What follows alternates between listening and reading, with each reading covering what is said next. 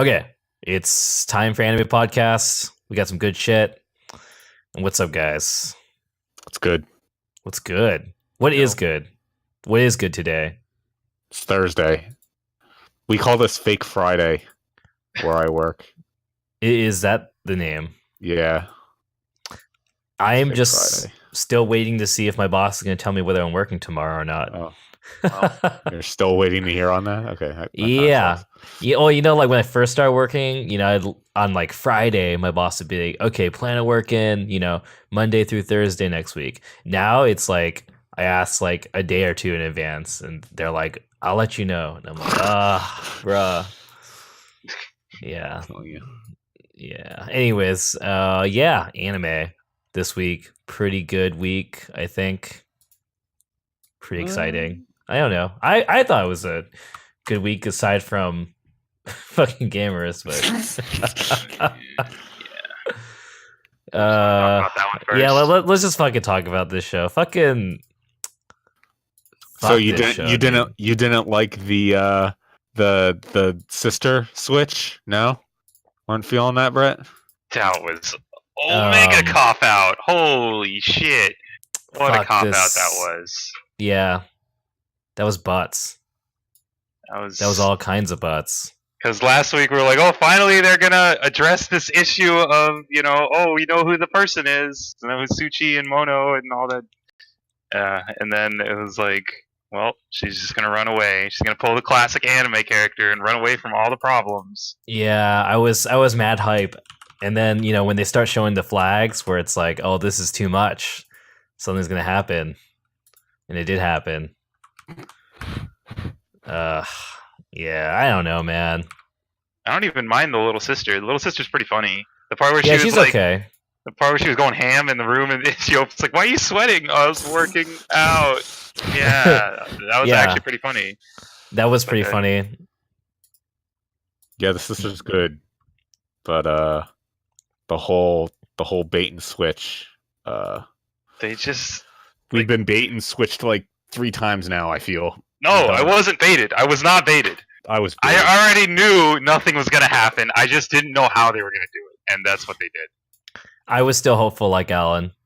I wanted to believe that because like let's say they did resolve it last episode, then there'd be a couple episodes to do new shit with. Like it's not like they can't come up with more dumb misunderstanding bullshit. They could have had like character development. Yeah, maybe. For the last couple it's episodes it's possible. No. It's possible. But no. I mean, that would be nice. No, where it's like not. It didn't get resolved this episode. It's probably not getting resolved next episode. Whole season, dude. It's over. Yeah, it was just a giant waste of time. I think I'd rather have watched Roku no Yusha. Oof. No, the series is fighting words. I'm fucking serious. Like this series went from I don't know to this might be okay to wait, what's going on to fuck, and now just every episode is just trash. Yeah, it's bad. It's bad. It's so bad. Holy shit. It's literally just bad. There's nothing else to say about it. It's fucking bad. Yeah. I'm trying to think of any redeeming things in the episode, but all I can remember was that nothing happened. Like straight up. Yeah, I mean, she thought about her. She was like, "No, I'm gonna stick to disliking him." I was like, "Okay, I don't know why, but like, you can decide that if you want."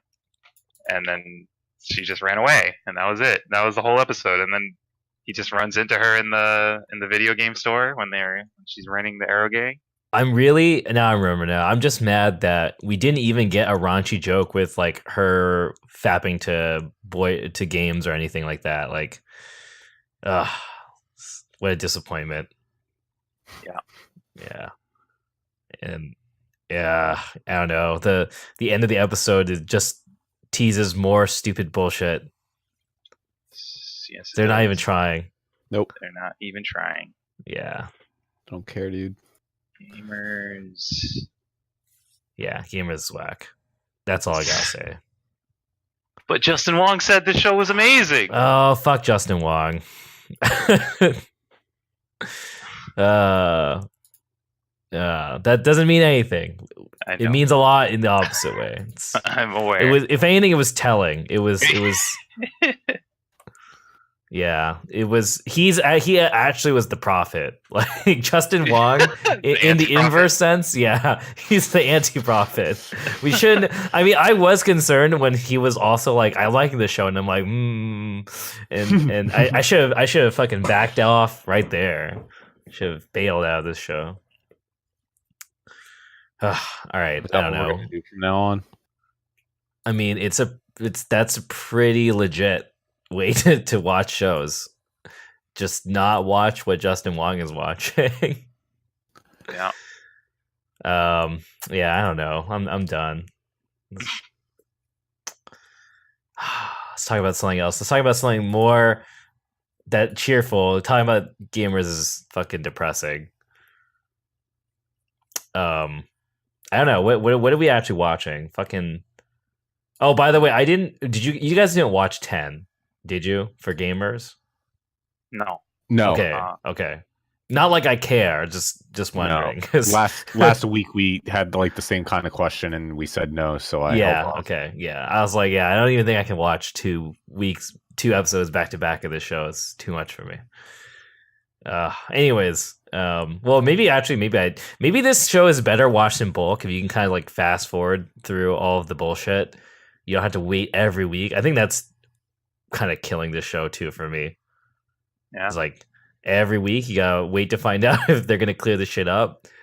So maybe in bulk it's a little bit better, slightly.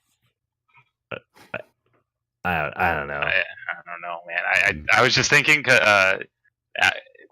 like I don't know if I would want to watch 2 episodes of Gamers in 1 week. Even like it might be the opposite part, like opposite for me. This show just seems painful in bulk. Yeah.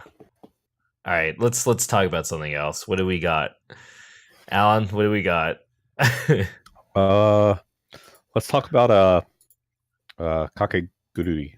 Okay, Kakegurui. Yeah. I'm down. You're down with this show? Yeah. Yeah, I'm down. I thought this game was interesting. This game is cool as fuck, actually. It's just broken because it is still kind of like a coin flip at the end, but it's just kind of whack how you can always just buy bully. Yeah. But I guess you can do that in the regular poker too, so it's not really changing anything. No, not really, because well, it is and it isn't. In a lot of poker formats, there's a limit to the amount you can raise. Yeah. And, I mean, but you're right in the sense it's like, so you can't fold. Yeah, but you can't call and you cannot fold. You can only bet. But that does mean that if they bet, you can still not, re-raise. So like you can still fold in the sense that you're not like you're not forced. Raising. Correct. Yeah. Correct. Yeah. So you are right in the sense that the game is basically played out similarly where like, for example, if you're playing a poker with like no limit to betting, that you only see people going all in against each other when both sides are are sure, right? So it's the same with this where you're not going to see a scenario where both people like call basically or raise unless they're both sure. Except that even when you're both sure, the person who has more money is still gets like the advantage, which is a pretty big advantage. Yeah, and the only thing that could really screw you up is if somebody doesn't trade any of their cards. No, then you have no data at all. It's okay because the winning hand in this game is just gonna be a straight, so it won't matter. Because that's the tech for high-low poker is you just go ace through 5 is actually just the best hand basically because you can go either way. But yeah, they haven't technically talked about that, but I'm assuming that that's the case because that's how real high-low poker works. Is that straight does not count for low; it only counts for high. Yeah. But wait, wouldn't a straight automatically just be like a good hand? Yes, basically, yeah. A straight would win the low and the high generally if it's a good straight. Oh, wait, why would it win the low though? Because it doesn't count. Yeah, is it a straight if it goes down? So if you have like ace 2, 3, 4, 5, that counts as five low in a low, a 5 high in a low. Oh, that doesn't count as a straight? It does not count as a straight. That's weird. I don't know if they would even do that in this. Yeah, I think they might just say that a straight is just the high, even if you reverse it. I don't think it'll We'll see whether it even comes out. But you know what? The way they explained it though is the deck is just flipped. Right? What? What do you mean the way they explained it? So it's like when they were explaining the rules, they're like, okay, in normal poker, it's 2 to ace, but if you decide low wins, then the deck is just flipped around. So I think you'll still have a straight, but it'll be going down. What? That doesn't make any sense to me. I think it's still a straight though. I don't think you lose the straight going the opposite direction.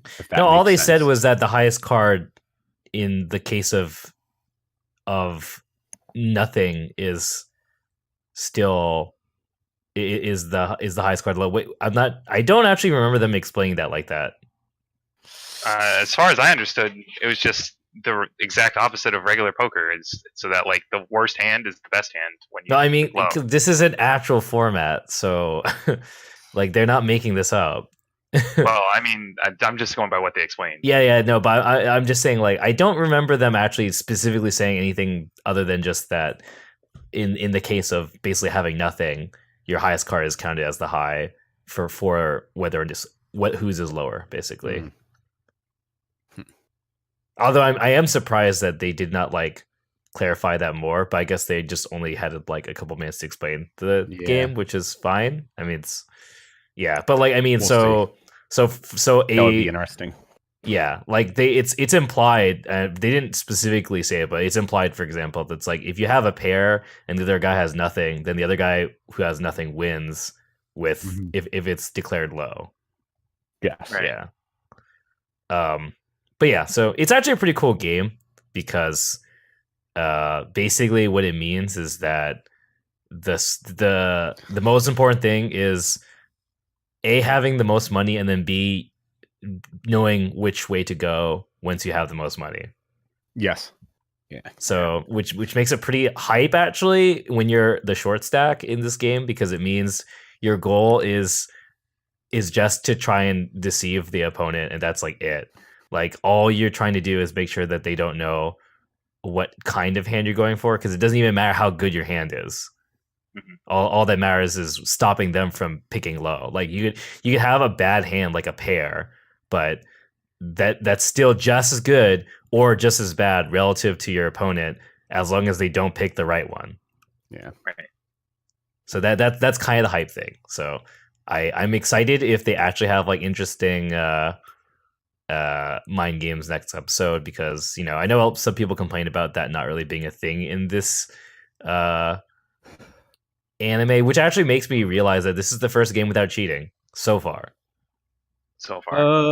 You might be right. Yeah, this is the first game without cheating. Yeah, unless you count just him as having a shitload of money, but I don't think that's yeah, that's cheating. I guess that's kind of like the replacement in this situation. He does have an advantage. Yeah, she's always at a disadvantage. That's like the theme at this point. No one goes in even. She's always at a disadvantage. Yeah. It's kind of stupid that you can just fucking get more money when you're fucking out, though, but whatever. Right? Like, wait, whack. Can I phone a friend right now? Well, I mean, dude, that school works like that, though. Pretty much. Yeah, but also, so I'm saying, like, for that guy, too, even if he somehow, like, how's he going to lose? Like, I want to know, because, he's just going to put in more money, and it's like, let's say he loses this 100 chips, right? Which is, like, $1 million. Right? Yeah. Or however much it fucking is. Or either $1 million or 100,000. I forget. No, but it's like a couple million. He got 1 billion yen, so yeah, it was like when they converted the 100 chips, it was like 3.5 million. No, that's not possible. That doesn't make any sense. What are you talking about? Yeah. Because each chip was 10,000 yen. Yeah, how do you get a number of 3 from that at all? That doesn't make any sense to me. Are you talking about? I don't know. It was the conversion in the. Alan, you've been to Japan. You know how this works. I'm just saying. Yeah. I think I remember what Alan's talking about, though. I think that's what. Even though it doesn't make sense either. I understand. It makes I understand, Brett. I understand. That's what they wrote, though. Okay, I'm not gonna think about it anymore. I'm just gonna say that. Anyways, back to what I was saying. It's like, what happens even if she somehow wins and he loses that much? He has more money. He could just get more money and then win it all back, right? And win it all back, yeah. So is that what's gonna happen? Is she gonna win and he's gonna be salty again and she's gonna win again? Like that's maybe he's just gonna body her, or she's just gonna body him so hard that he's just like, all right, yeah, damn. Just got bodied. Yeah, I'm interested in. I think this game is very interesting because not only is it an interesting game, but they've added this aspect that is pretty new, which is the fact that people can keep bringing in fucking money. So there's no clear end, really, right? So we'll see, but yeah,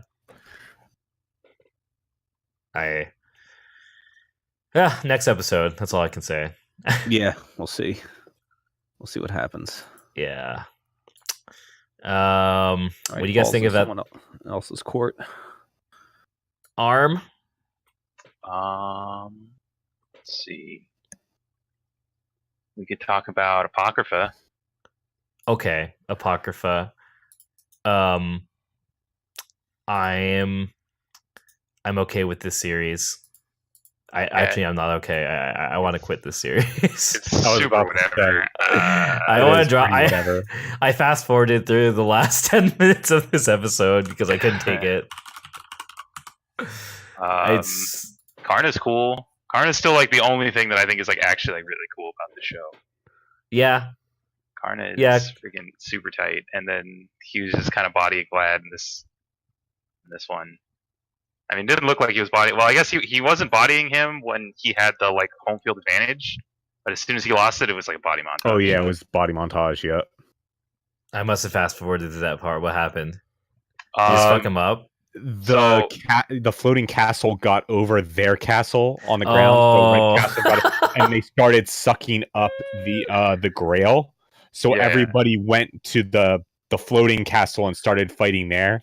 So now, since he's not on the ground anymore and his domain, his power is just regular. Shit.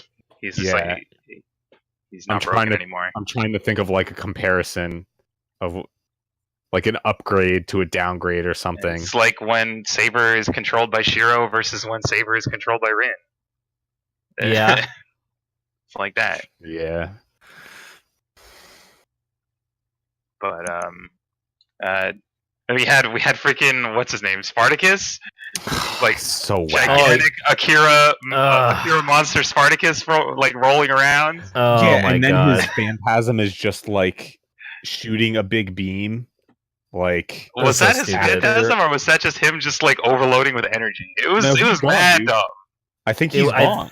I think he's definitely dead. He's definitely dead. I think his phantasm is just the regenerating thing, and the exploding beam is probably just the end result of what happens. Yeah. Yeah, he reaches critical mass of magical energy, and it just comes spewing out. I don't even remember what is his NP in the game. I thought he just hits you. I don't remember. I've never used him. He's a 1-star, dude. I used him. I actually used him because. Are you serious? Yes, because my team sucked dick in the day. But dude, in the beginning when I was playing FGO, my best character was Mephistopheles. Fucking clown. I'm talking about World 1, World 2. I remember. Didn't you reroll or get a different account? Yeah, I re-rolled, and a friend gave me an account that had nothing in it, but it had Emiya, so I was using him. Uh-huh. But before that, I was using Spartacus. He was, I used Spartacus. Okay, so apparently he just battle cries and it damages all servants. So it's pretty uninteresting. What a whack servant, man. He's super whack. He's so whack. Oh man. And then the Sieg versus Mordred fight ended, and John used her NP. Yeah, John used her MP. That fight, between Sig and Mordred was kind of whack. Like, dude, I just can't like feel anything that Sieg does, man. Everything, I just don't like it. He's I don't like anything. Sieg was such a bro. Original Sieg was like awesome. Original Sieg was, but now we got like Faker Sieg, and like, what the hell is this? Like, it's so bad. Yeah, it really is bad. Sieg is definitely like the fucking worst thing about this anime. Yeah, it's pretty free. Yeah, he's definitely winning the award for like worst character of the season. Yeah, that's what we should do. We should do an awards every end of the season where we just fucking make our picks for like worst dude, worst everything, best girl of the season. Yeah, we usually do best girl, but yeah, we can start doing worst if you want. Character? Now we gotta have like all the effects and the production. We gotta have all the CG red curtains and everything. Yeah, no. Sieg versus MC of Gamers. You know, like the showdown of terrible characters. Yeah, we have to have like one of us has to come up and give the speech like we're giving the award and say the nominees. You know what you should do, Brett? What? Well, I don't know. Who do we have? Somebody who could do the that wrestling game where you can like make your own wrestlers. Oh God! And have them like battle, like put the guys against each other. Best misunderstanding. Oh my God! There's no best misunderstanding ever. Trick question. Trick question. I will remember the one that I guarantee you this is gonna be the one I remember the most. It's the one where he walks outside of the diner and then explains, no. "Dog." Oh no. There's no way they're gonna top that for like worst misunderstanding ever. Even the one where he like walks up to the girl and he's like, "She's the best." Like she's the best girlfriend girl ever. What are you talking about? How could you not think she's the best girlfriend ever? She's so loyal. Like, oh, okay. Yeah, that like, how are they gonna top that? That was like unreal. Yeah, that was pretty unreal. Anyways, yeah, back to Fate Apocrypha. Yeah, Sega's worst character award of this season, IMO. Yeah, he's really bad. No other character can literally ruin an anime harder than this guy has. Yeah, and they got like a couple characters trying to carry it. Like I think Karna and Mordred are pretty cool, but like it's still like this whole show feels super whatever. Like they've been fighting for like 3 episodes and like nothing's happened. Like the fights aren't even for the most part that cool. Like honestly. I think that's the fucking thing. There's too many characters, so even though there are cool characters, it's just like not enough. You know, like I'm like, yeah, Mordred's cool, but I only get to see her like once an episode, and I'm just like, all right, that was cool, but that was only a fucking 2-minute scene. I'm just like, not enough for me to carry this shit show. I don't know. Yeah. I'm being a little harsh, but it's just all blur now. Yeah, might be right. I wonder about the people who are like fans of like the whack characters like Frankenstein and Atalanta. Like damn, I'm sorry guys. Like I was a fan of Frankenstein. I like her. She's cute. Yeah, Frankenstein is cute. She's mad cute. But like, damn, she just got shit on. Yeah, this show just took a fat dump on her. Like, yeah. Wait, I don't even remember. Is she dead? I don't even remember. She's not, right? She exploded herself. Remember? She did. Yeah. No, but I thought. Oh wait, yeah. Yeah. Oh yeah, she's totally dead. Okay, yeah. There's no way she's coming back. She was supposed to take out like Mordred. Remember? Right, Mordred is not dead. Right. Mordred didn't even really get hurt. Still fighting. Honestly, Sieg's NP did more damage than Frankenstein killing herself. Yeah, it's actually pretty stupid that this like she's completely unfazed after that suicide thing. I mean, I know he used the fucking command spell, but it's still totally bullshit. I kind of agree. She literally just blew up right on top of her. This nothing better you could have done, really. And she's like, "No, I'm still down to do Harry Potter beam sword lasers with this guy." Yeah, dude, it was even like the full release Frankenstein. Like, oh, don't use this; it's too powerful, and it doesn't even work. It doesn't even work. Come on. Yeah, no. And then, I mean, there's a bunch of jobber characters. It feels like most of the cast is jobbers right now. Astolfo's definitely a jobber. Like, she's pretty done. I think she's not gonna do anything interesting anymore. Yeah, and Frankenstein honestly feels kind of jobberish now. Atalanta is definitely like worthless. Like, like honestly, Achilles and the other dude in Chiron kind of feel like whatever now too. Like, I just want to watch those two fight, and then I can just drop the series. I swear to God, like, I don't know how I'm gonna get through another 10 episodes of the series. I'll be honest. I'm like, I mean, I don't even want to say it's gonna get better. I don't even think it will.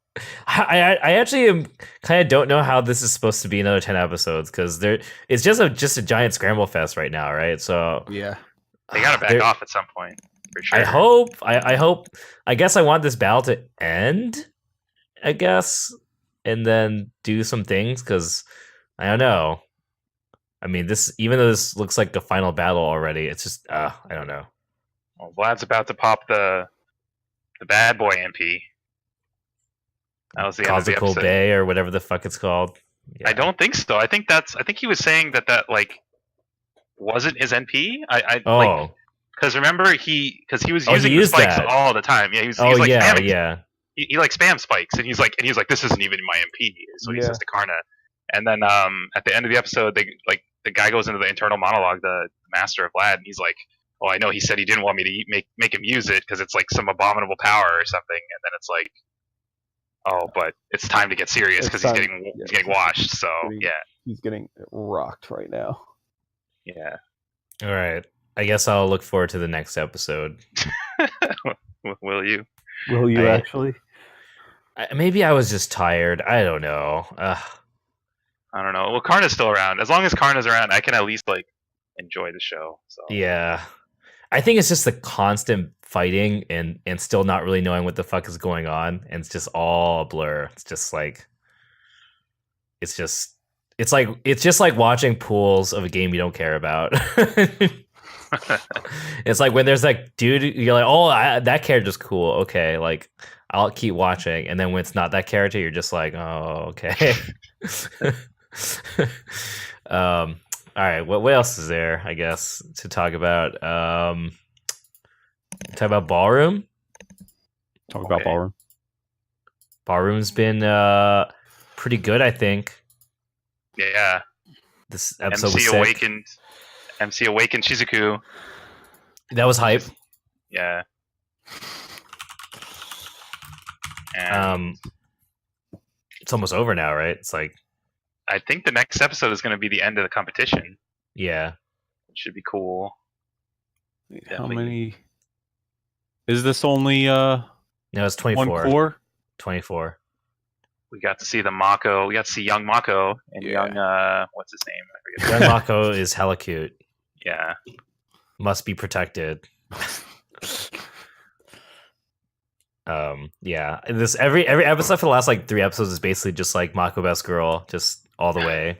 Yep. They're just like this girl's hella good. Mako's that good for sure, yeah. I just honestly my biggest critique of the series, and I know it can't be avoided, is just I hate the designs of them in competitions. Like I hate super neck, the long neck. I fucking hate like Mako's hair. It's so bad. and sometimes it takes flashbacks for me to remember that Tacharo's hair doesn't always like have that slick back look. I'm just like, yeah, that's right. He normally looks like this. Yeah. And yeah, someone was mentioning in the fucking chat too, like, dude, we barely get to see any dancing, and it's like pretty whack. Yeah, I mean, I assume it's hard to animate, so they like kind of just try to cut it whenever they can. Yeah, I think this, even though it's not done by the same studio, even though this is like whatchamacallit, Yuri on Ice, because Yuri on Ice was actually, you could tell that they had video of, like figure skaters. Yeah, they actually drew over it, So what they actually did for Yuri on Ice was they actually got like this fucking famous ice skater, if I recall, out of retirement, I think, and then they had him choreograph like all the shit, and they had people do these routines, and they recorded them, and then they had 3D animators actually Sick. Yeah, they had 3D animators like animate the movements, and then they basically rotoscoped over 3D animations. That's basically what they did. Okay, yeah. Yeah, but we're not getting that with this. Like, we're never going to get that with this. Yeah, it's just going to be short shots, slow downs. You're never going to see like actual dancing more than like a couple steps. It's just not going to happen. It's not that type of show. Yeah, I mean, I don't really mind it most of the time. It just felt there was a scene in particular this episode, I think, where they're like talking about and it's when Shizuku powers the fuck up. Like she powers the fuck up and she like enables Gaju hella hard, and they're like being super awesome, but then you literally don't get to see anything. Yeah, you just get to see a couple. Take it for their word and be like, I guess she's being nice. That's so whack to me. Like, I need to at least see a little bit, you know? Like, I'm not even asking for much, you know? I'm just asking for, like, 2 seconds, you know? Like, I just want to see something, like, not just literally... Because they did it for Mako. They did it for when Mako was... yeah. They did it for her, and then when what's his face? The nice guy.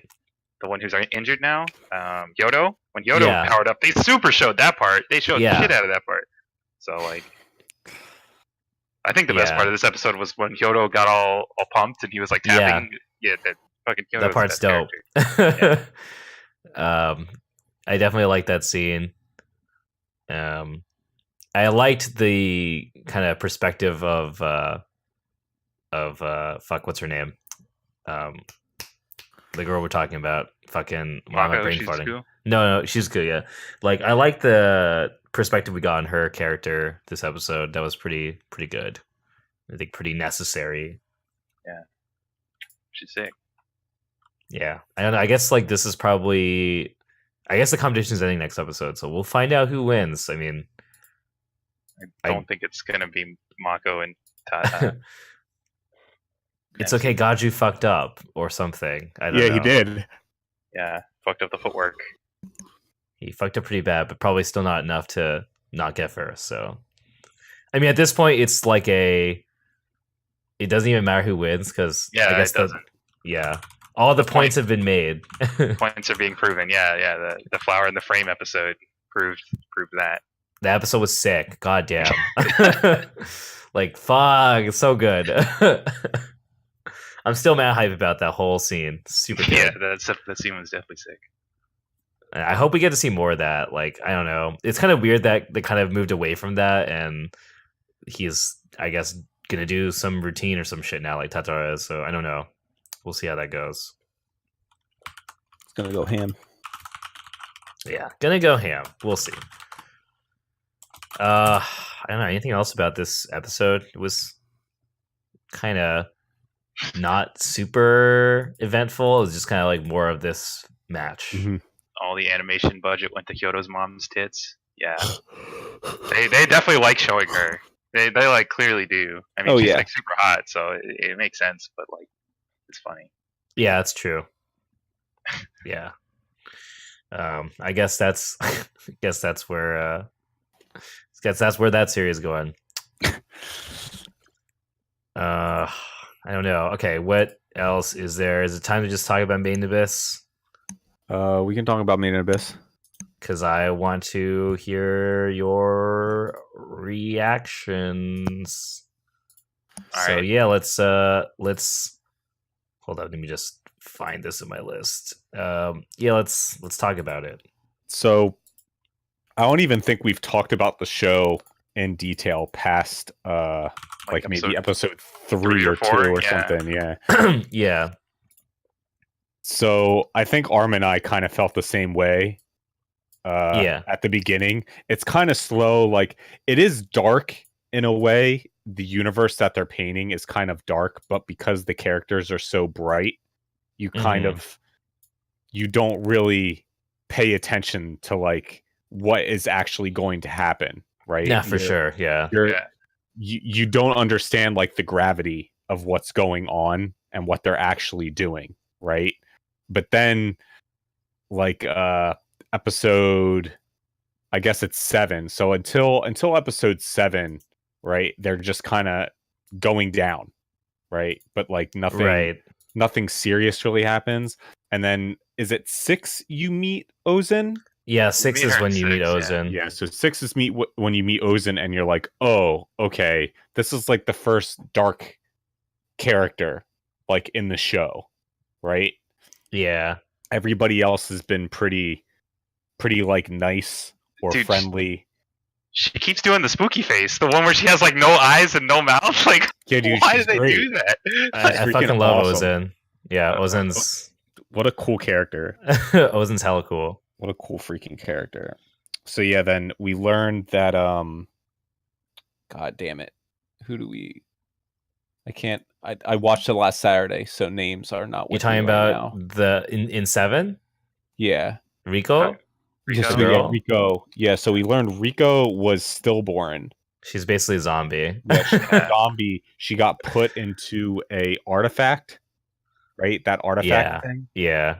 And which just like reses people, like it like reanimates them. It doesn't even res them. It just like so I don't think it just makes them alive. I don't know. So they assumed she was dead, put her in that, and Ozen was the one that was carrying it. And she came back alive. So we learned that Rico died and came back to life. We know that. We saw her father for like 3 frames. Oh yeah, they named him too. He looks like a super normal guy. Like all the other characters look like super nice, and then you have like her dad just looks like random NPC. Yeah. I didn't even remember that. Yeah, it's the guy with the green hair. There for like 3 frames. Yeah. Oh wow. Yeah, they definitely introduced him. They finally started showing freaking Liza's face and Liza's face. It took like 9 episodes for them to do that. Yeah, I thought they were going to do that thing where the mom's face was like the whole show, and I just would have been like, "This is whack." Like, come on, man, just let us see the character. So that was nice. But yeah, then Ozen threw them, pushed them from the nest, right, and said, "Go survive for 10 days." He put them into the. Oh yeah. Okay, that's what you're talking. Yeah, you push them from, and it's like, go survive for 10 days, and then after 10 days, come back. And if you make it back, you passed, right? You can keep going. Because if you don't pass, you're pretty much going to die, right? So just survive. So then that happens, and then Ozen becomes like super mom and says like, yeah, you can, you can do this, so they keep going, right? And she gives them all the tech too. She gives them she just passes on all of the info of like the deep. Oh yeah, that's right. She's like, I can't lie to children, right? That's like her. Yeah. But, said that. Like you kind of in like in the episodes after that, you like hear her voice as like they encounter stuff. So like that's gonna be like the tech is gonna be coming out from like more episodes to become. So. So yeah, Reg carries hard body. He's pretty OP. Yeah, his arms are like super OP, but it's whatever because it's not like he's invincible. Man, I want to know how regular dudes get down this, like when you don't have extendo arms. It's just like the that Black Whistle guy. They just jump. Superhuman, yeah, dude. They got hops. Yeah, they're like Ozen, and they're just like super powerful. They're just like these super beefy people. Doug, how did she carry that square thing up the sheer face wall? Like, dude, what? She's like beast. The third, dude. The third tier was just like the shaft that was like sheer drop. Like, bro, man. Dude, she's a beast. Yeah, I why Ozen's so godlike? Yeah, I mean, honestly, like. I watched like a bunch of episodes today, and like most of the episodes of the show are like just kind of boring. But like then you have like the ones where like shit goes down, and it's like, oh okay, that was... And then 10 was like super real. Yeah, 10 yes, they got jumped by that like needle beast thing. Orb, it was orb something, orb splitter or orb striker or orb needle thing. I don't know. She got grazed, well, not grazed, that like got her hand, her whole hand got impaled. Yeah, and then they cut off the circulation, and then she was like, yo, you gotta amputate this, bro. I'm like, dude, cut it off. Really gonna happen? I'm like, is this about to happen? Yeah, you gotta break it first, and then he just like, smashes her arm on a rock. Oh my god! Like, what was going on?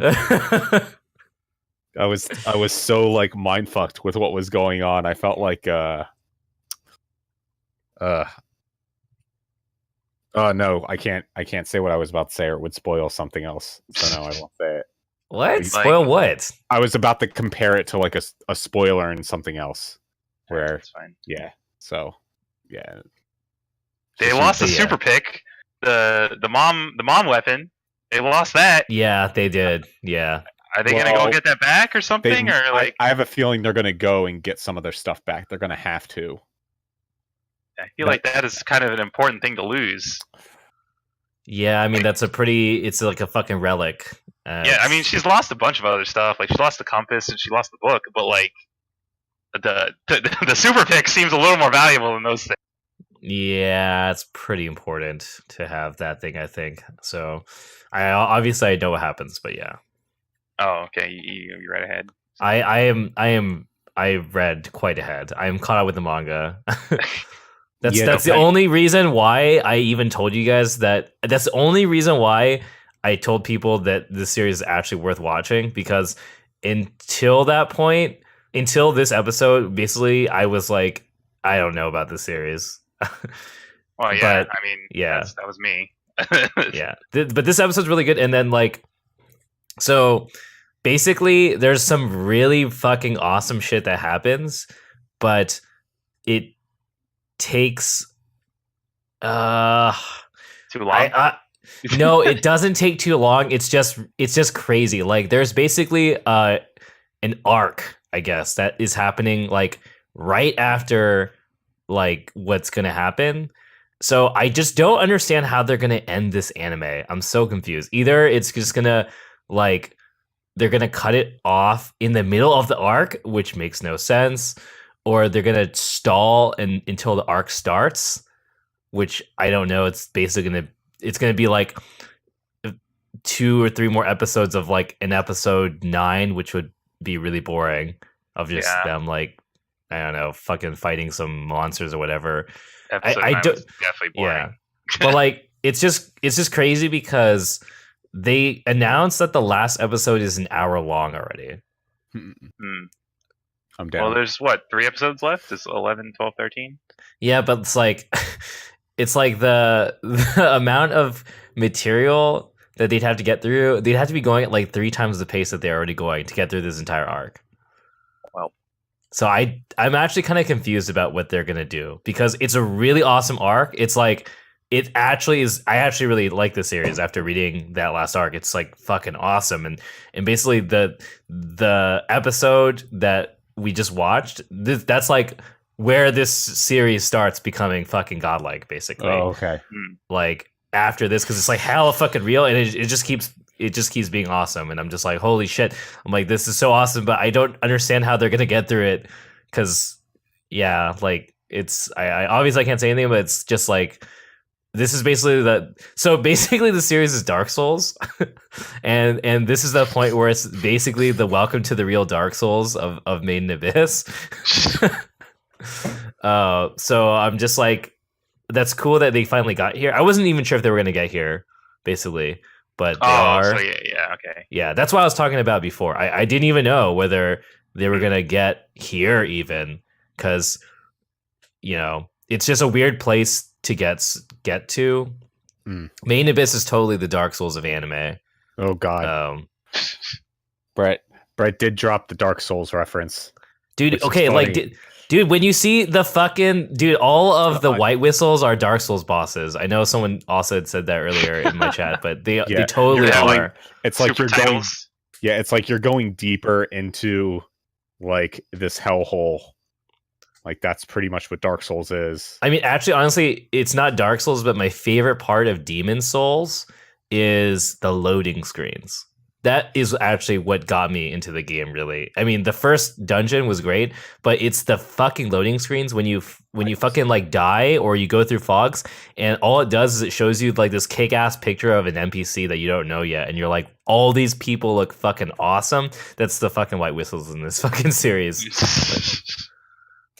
Yeah, they're hell sick. And yeah, basically, yeah, I don't know. I guess I'm just gonna have to tell people to keep watching because potentially they're just gonna get through like everything, and it's gonna be fucking awesome. Yeah. And if they don't get through everything, I'm just gonna kind of be sad and tell everybody to read the manga.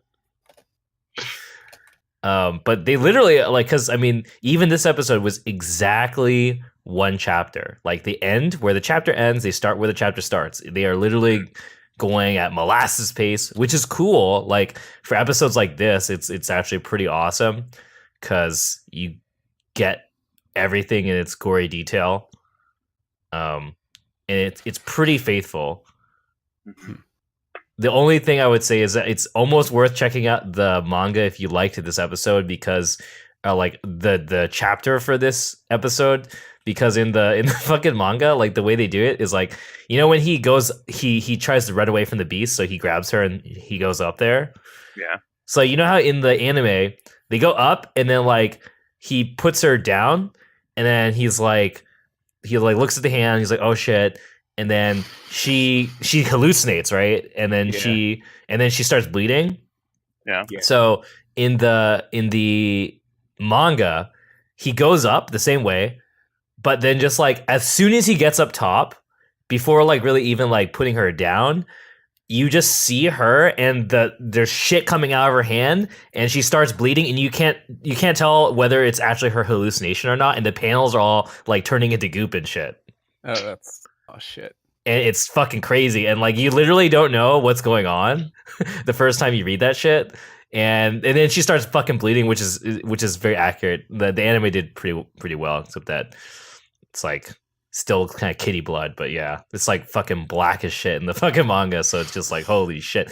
And then I think the only other difference was I think they censored out part of cutting off her fucking broken arm because that's pretty reasonable to not show in the fucking I think they'll bring it up in the next episode, but like in the fucking anime, like he's pretty shitty at cutting it.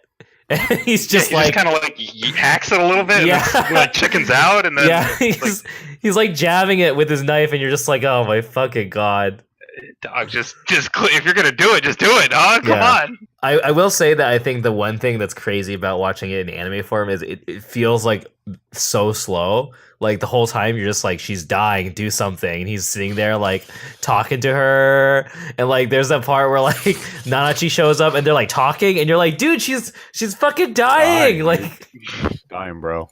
They're hell chill about it. I'm just like, yeah. I don't understand how she is alive. Like she should have died like 3 times over. Zombie powers. Technically, you still don't even know whether she's gonna fucking make it. But like the fact that she's even breathing again, I'm just like, I guess, like. Well, like so the whole time when he was doing like trying the operation, I was like, all right, is someone gonna save him? Like someone's got to save him, right? Like he's just like she's just fucked up right now. Yeah. And then like and like for a while, like I thought someone was gonna save him like way before. As soon as she said you got to cut it off, I was like, oh come on, bro, like you're not gonna actually get it. That he did it.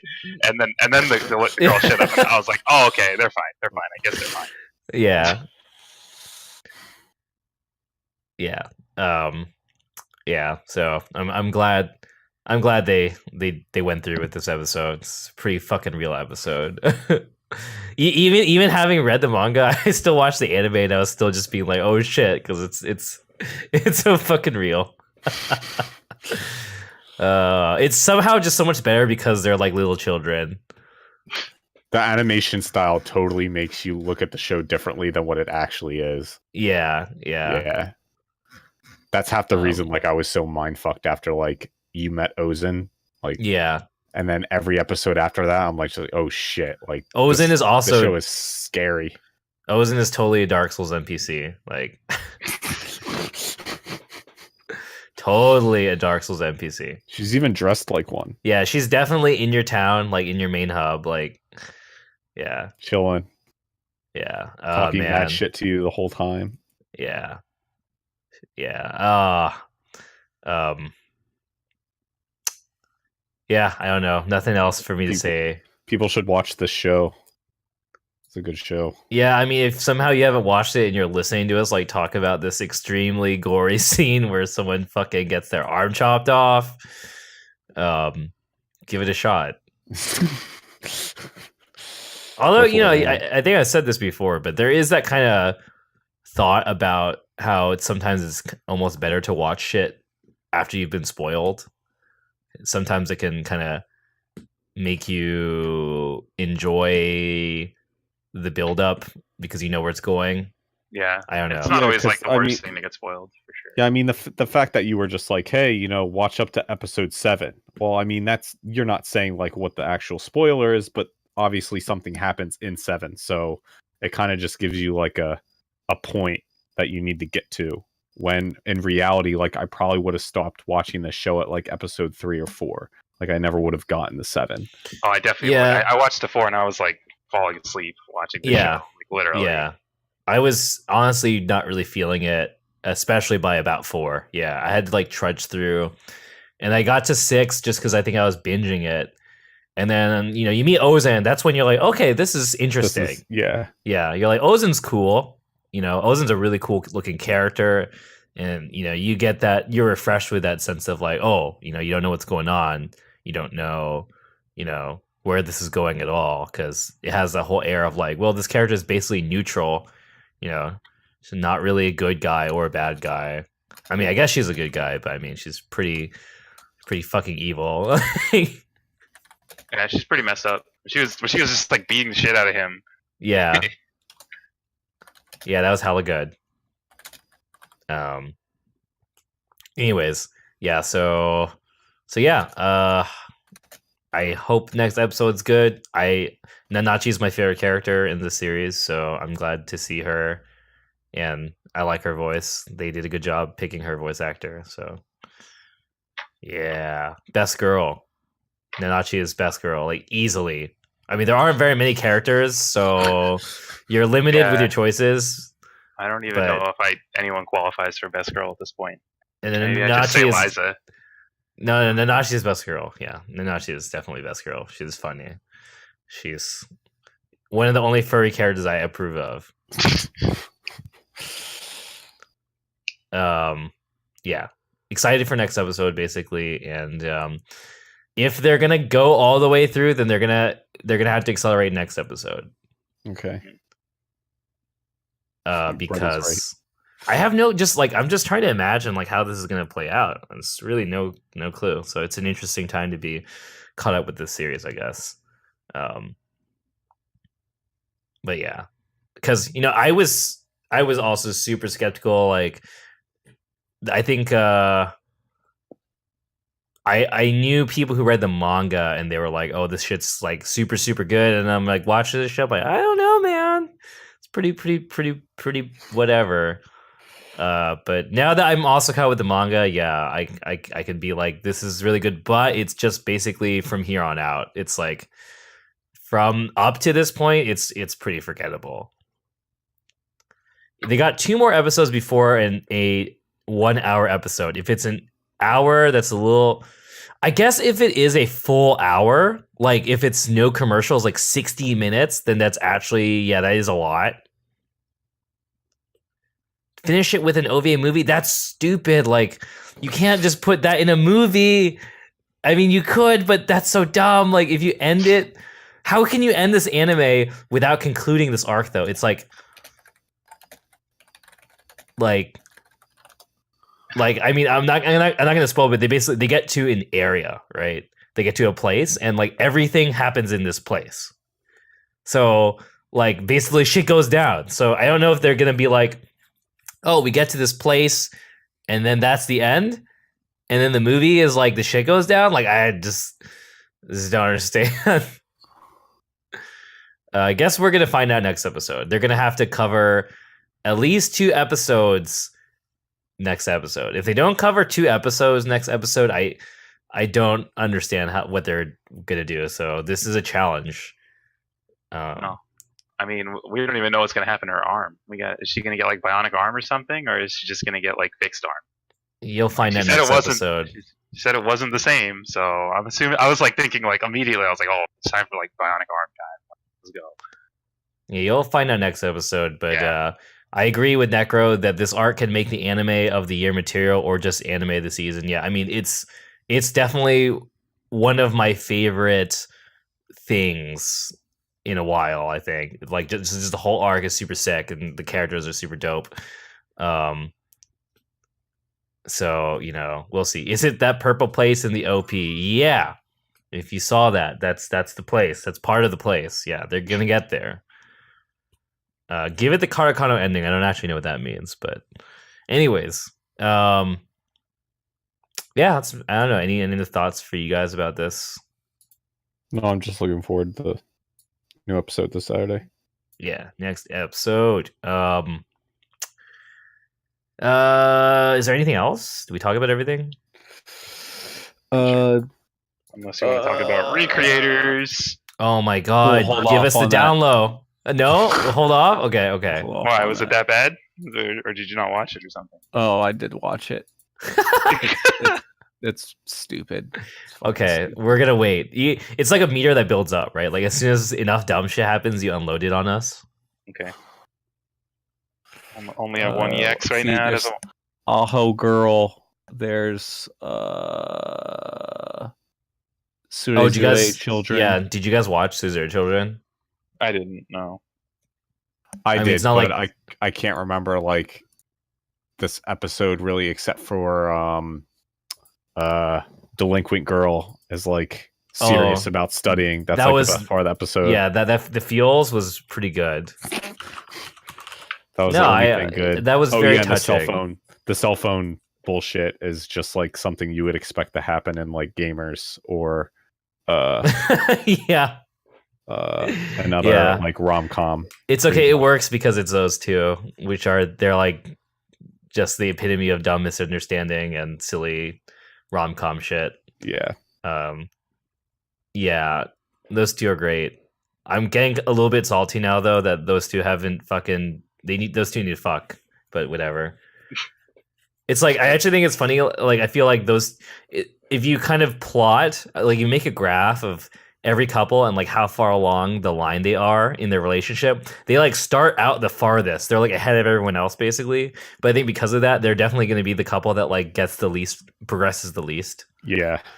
They gotta get all these other dumb couples to like catch up. You still got that couple who like aren't even a thing yet, the like clueless girl and the other guy, childhood friend. Yeah.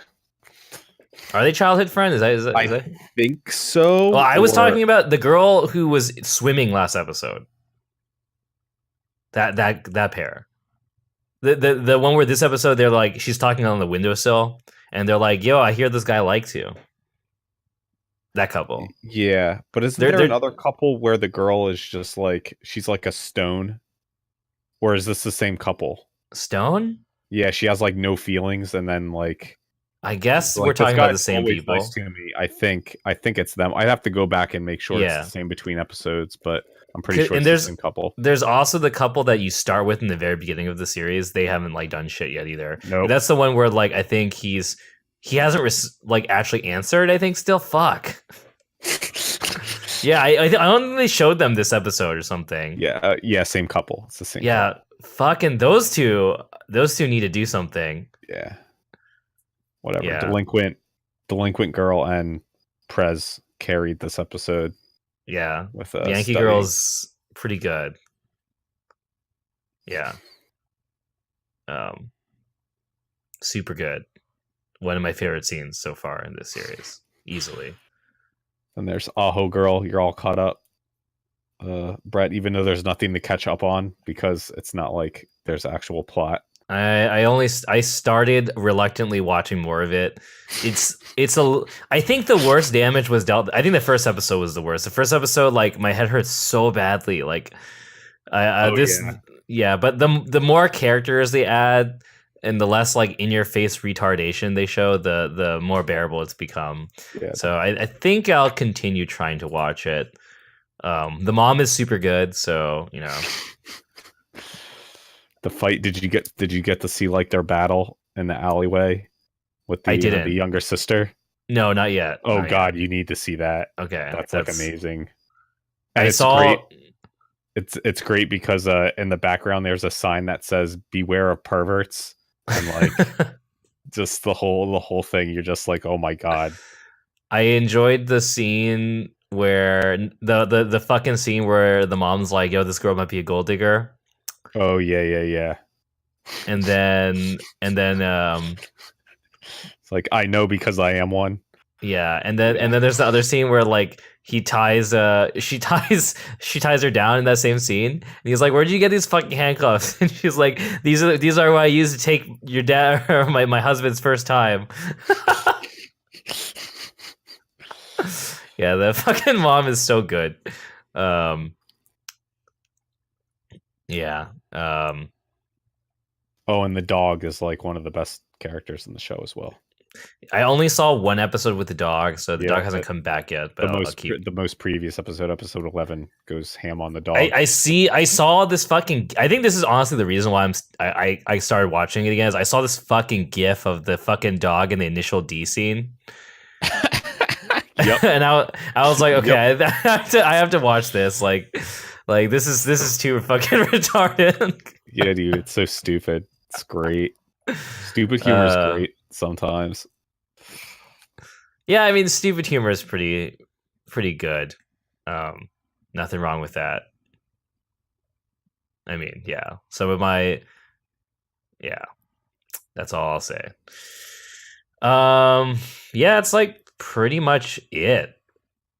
I hate how I'm picking up more shows. I wanted this season to be low key, and it's sort of low key, but I don't know. I swear I might drop Apocrypha like to make room for.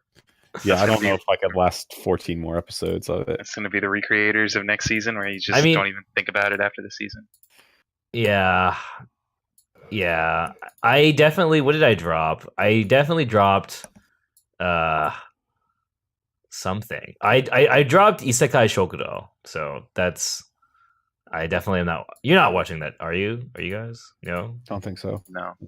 Yeah, I mean, you were though, right? You guys watched like an episode or something. No, I didn't even do that. Sure. Really? No. Oh, it's the one about it's the guy who is the chef, and he fucking works in this restaurant that's in like a cross-dimensional portal. I think I watched one episode of that, and I was like, "This is weird." I actually enjoyed it. I don't know. I could never get myself to watch a couple. I watched a couple more episodes, but it was really slow. So, yeah, should have dropped Gamers. I'd like if it wasn't for this podcast, I 100% would have dropped Gamers on like episode like 2 or 3. No question. I was gonna drop Gamers. I was so done with Gamers on like episode 1. I watched one. Remember, I watched one. I was like, I don't know about this shit. Like, and then people were like, bro, 2, it gets better in 2. Dude, it does get better. Yeah, I know it does. But it's fucking shit, dude. Like, like you're not wrong. No one's wrong. It does get better in 2. It was like I hated 1, and I thought if the whole anime was like 1, I'm not gonna watch it. And it's true that it's not. And you don't even know where it's going by 2. It's like I think it's like by 4. Like 3 is like 2, and then 4 is when it just like drops all pretense of gaming, and then just becomes misunderstandings to show once again. Yeah. We'll never see more of that Alphalt player. Nope. No, they have forgotten about those characters like literally completely. So stupid. It's just like the biggest bait. That was bait. Maybe it's like. Hold on, can we like look up? Is this based on something? Light novel, probably. Manga, is it light novel? Yeah, of course it's a light novel. Oh, fucking shit! Of course it's a light novel. Damn, but like for real though, the FPS guy, the Alpha player, and the block dude, like totally forgotten about. Like those characters haven't even shown up. It's just like they want this love pentagon to go on like the hardest. I wonder if. Literally, it's like the person who wrote this story must have had this whole what we're watching right now idea, and then they were like, how do we bait people into this plot? And then they were like, well, we named it Gamers, but we see how all the other rom-coms do it by just dragging along some bullshit romance. So I can do that. Yeah, I got plenty of characters to do that. Let's do it. Just makes up misunderstandings. Well, I guess in other unrelated anime news, I suppose, Sword Art Online has a season 3 kind of confirmed. Sick. So we can I didn't even watch season 2. Yeah, we can look forward to that, I guess. You didn't watch season 2? Nope. Season 2 is kind of worth watching to talk about it because it's really fucking bad. You didn't watch season 2? Can I just tell you about the things that happen? I mean, I know a bunch of the things that happen, like about Xenon and that the gun dude, I forget his name, the sniper guy or whatever that they're against. The Death Gun. Death Gun. That's the one. His name is Death Gun. Yes, there it is. Do you know about how there's a childhood friend who's crushing on Shinon's real life person, and then he goes is part of the bad her? guys and rapes her? Yeah. Yeah, I know about that. Okay. Yeah. Yeah, that part's pretty good. Or was it season 2 where? Oh no, that's season 1.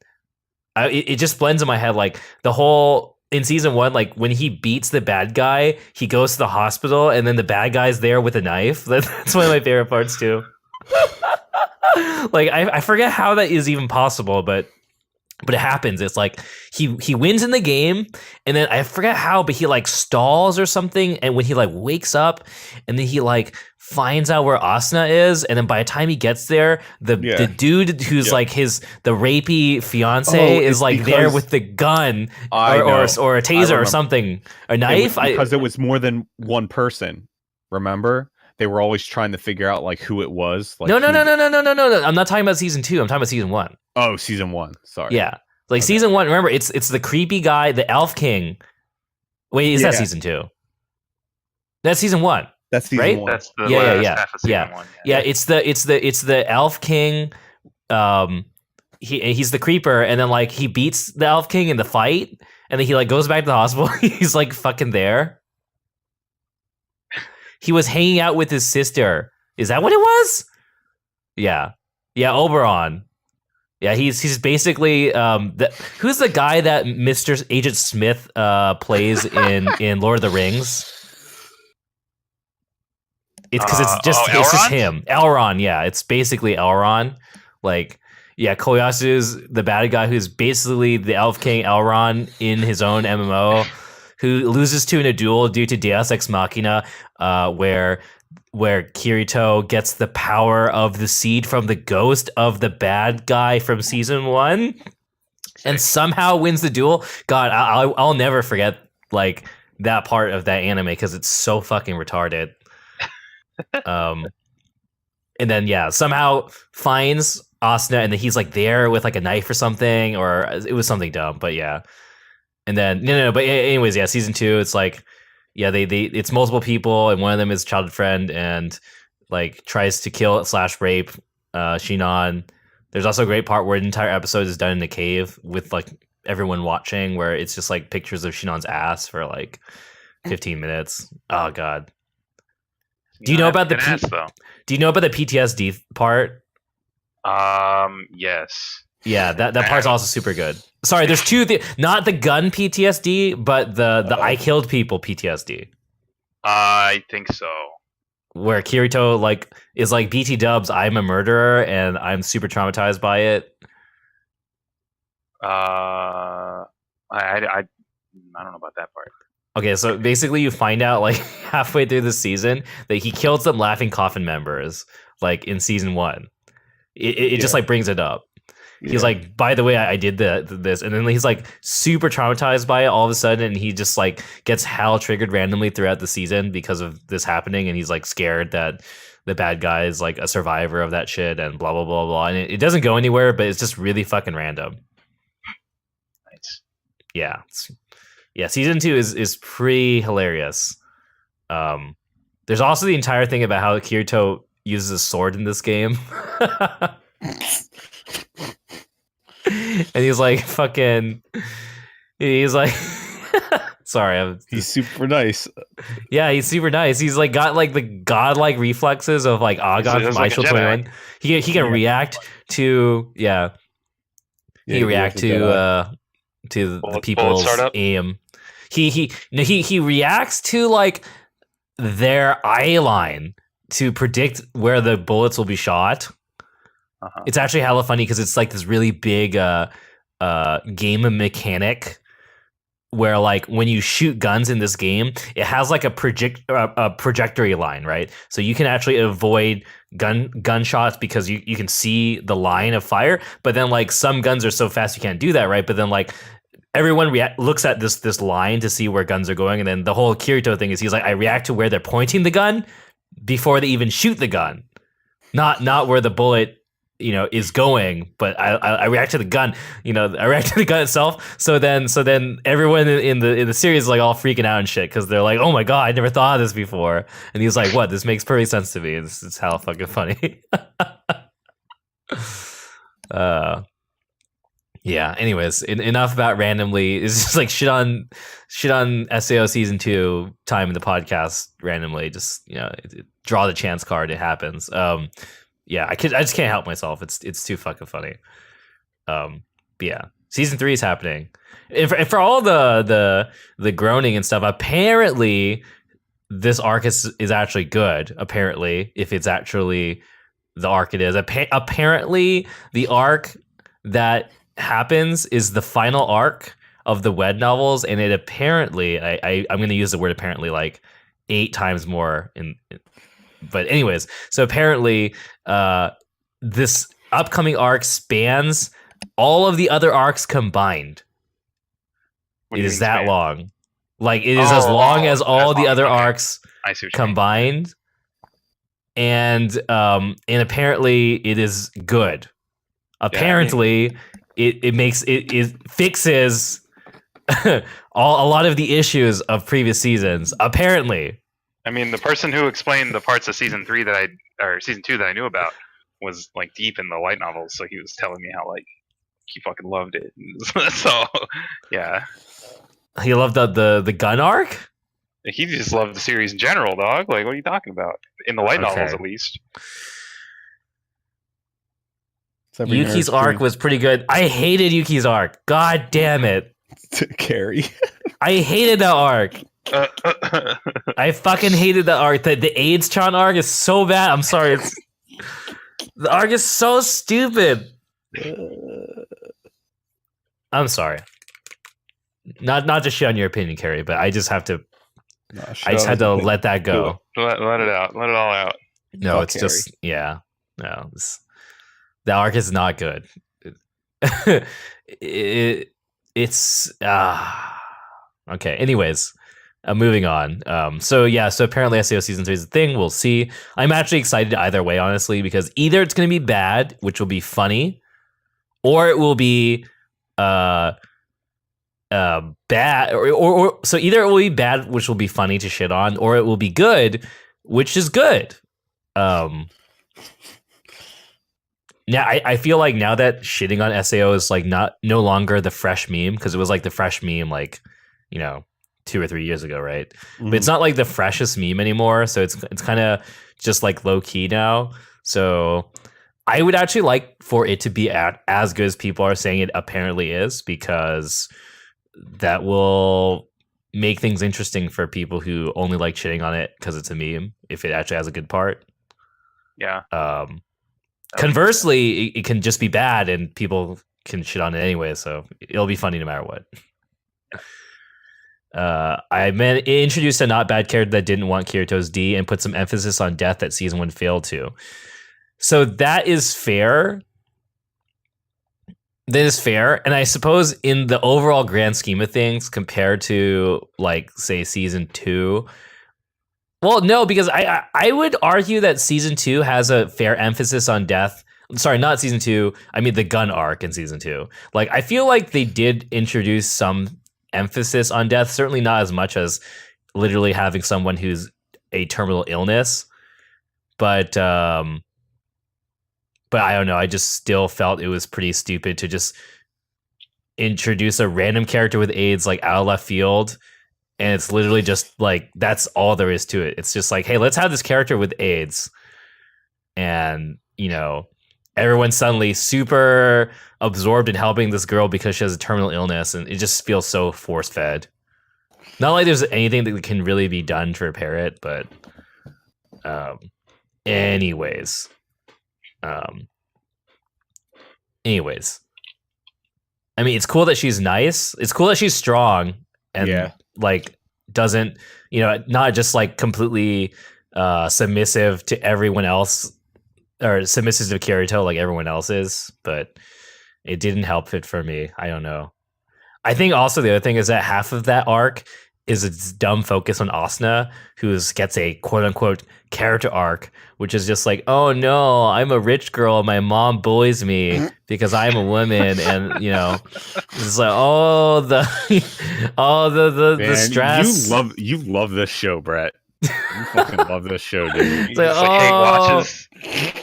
I totally hate watched SAO 2. I loved watching like every fucking bit of season 2. Like season 2 is so fucking wild. Because I couldn't, having never read the light novels, I didn't know where it was going, right? So it's actually very surprising to me, just like where they went with the series, because I didn't know where they were going. Especially like, okay, like when Gungrave happens, you're like, okay, like I see where you're going with this. This is dumb, but okay. But like after that was done, it was just like a wild ride of random shit. So it was a treat to see, what the fuck was going on. I don't think it was very good, but it was entertaining on the weekly due to my expectations constantly, being mixed up. Anyways, let's stop talking about SAO before this like becomes a 3-hour long podcast. I'll just keep talking about random anime news because that's cool. Someone dropped it in the chat, and I had also seen that before as well. But so apparently there's going to be a Blade Runner anime, and it's been announced that it's going to be directed by Shinichiro Watanabe, who is the director of Cowboy Bebop, Space Dandy, and Kids on the Slope. Not like Kids on the Slope is important, but Cowboy Bebop is, and so Space Dandy. So that's pretty big. And apparently it's getting animated by the Cygames anime studio. I didn't even know that was a thing, but apparently it's a thing. So that's a good thing. I think I actually did I bitch on the last podcast about Kids on the Slope? No, but you have in the past. Okay, yeah. I bitched before because whatchamacallit, the other things he did before were pretty awesome, and I always felt like Kids on the Slope was not really that good, and it was like his return, because if I recall, he's been like on and off doing random shit. He hasn't been doing like a lot of anime, right? So hopefully this will be really good, and I can just kind of look at Kids on the Slope as just that kind of like mark in his record, instead of it being the last thing he's done to date, which I didn't like, which I think is never a good thing for, as a track record for a creator, to be like the last thing they made after making this big ass comeback was very mediocre. But I mean, I know people like it, so I don't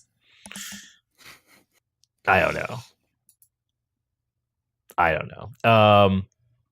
Let me see if we have any questions, because I'm out of random fucking news. Oh, here's your 15-second recreator. Okay. Were you like watching it? So that they brought back.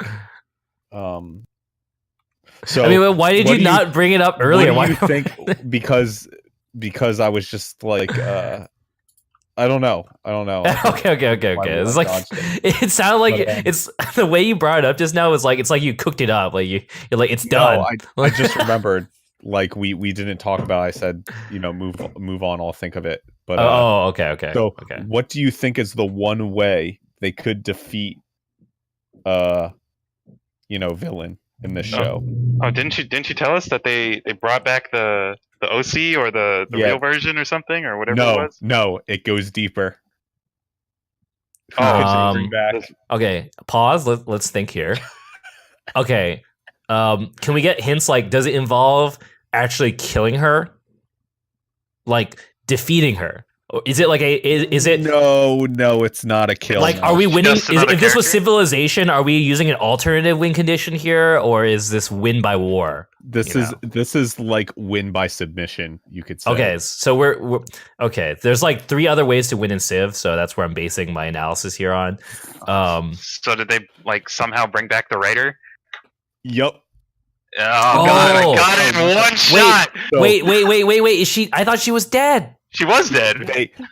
They brought her back as a character. Oh my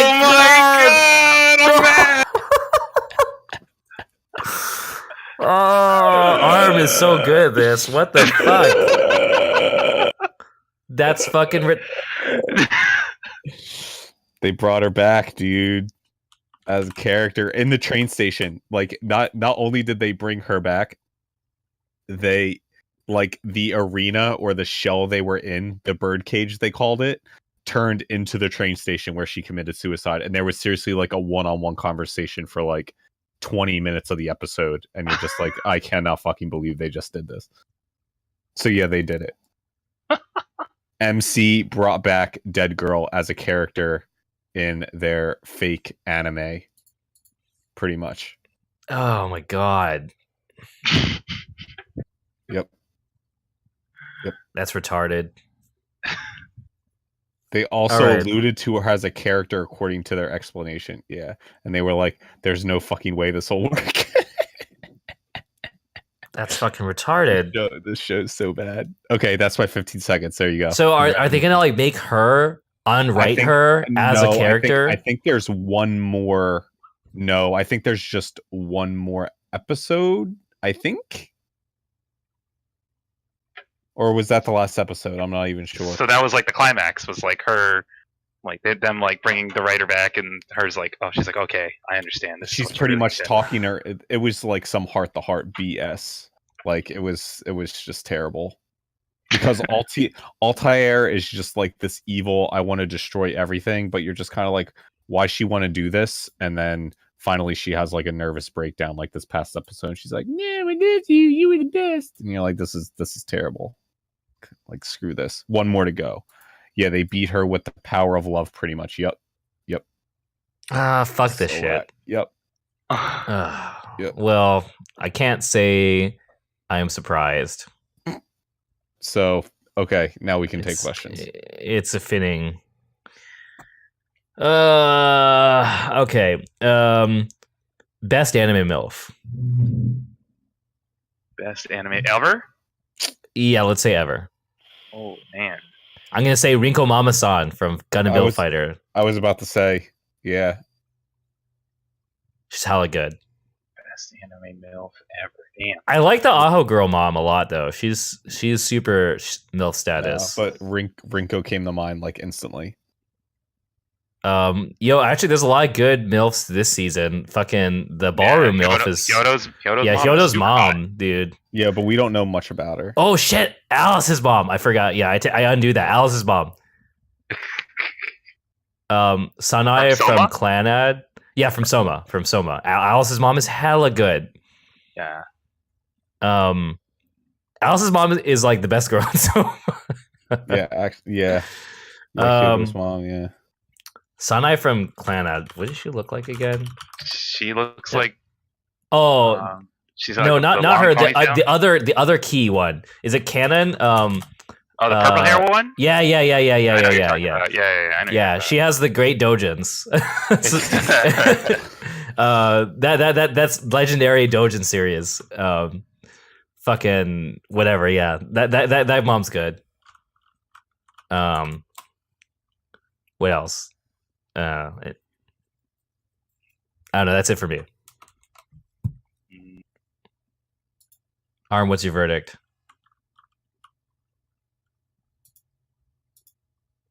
Akiko, thank you. Yeah. Akiko. Yeah. No, it's important. Akiko to Isho is like a super, it's required reading if you read doujins. Even I've read this shit. It makes perfect sense too, because the mom's actually like hella good and the daughter is really whack. So it makes sense that the dude's just like, oh, I'm just gonna, fuck her mom. It makes perfect sense. Yeah. If it's been a long time, but if I recall too, it's like hella funny because I think what happens is in the first one is like he like eats her jam because like the anime, like she makes this really whack ass fucking jam. Yeah. Or was it Naoki makes it? Someone makes a jam, and so the daughter makes a jam. I think. Yeah, the daughter makes a jam, and then like the jam's actually just like this crazy aphrodisiac. So they just get hell horny and fuck. It's pretty funny. Someone had what Brett says. Yeah. Okay. If you could get a prequel of any anime, what would it be? Prequel. Yeah, prequel. That's a hard question.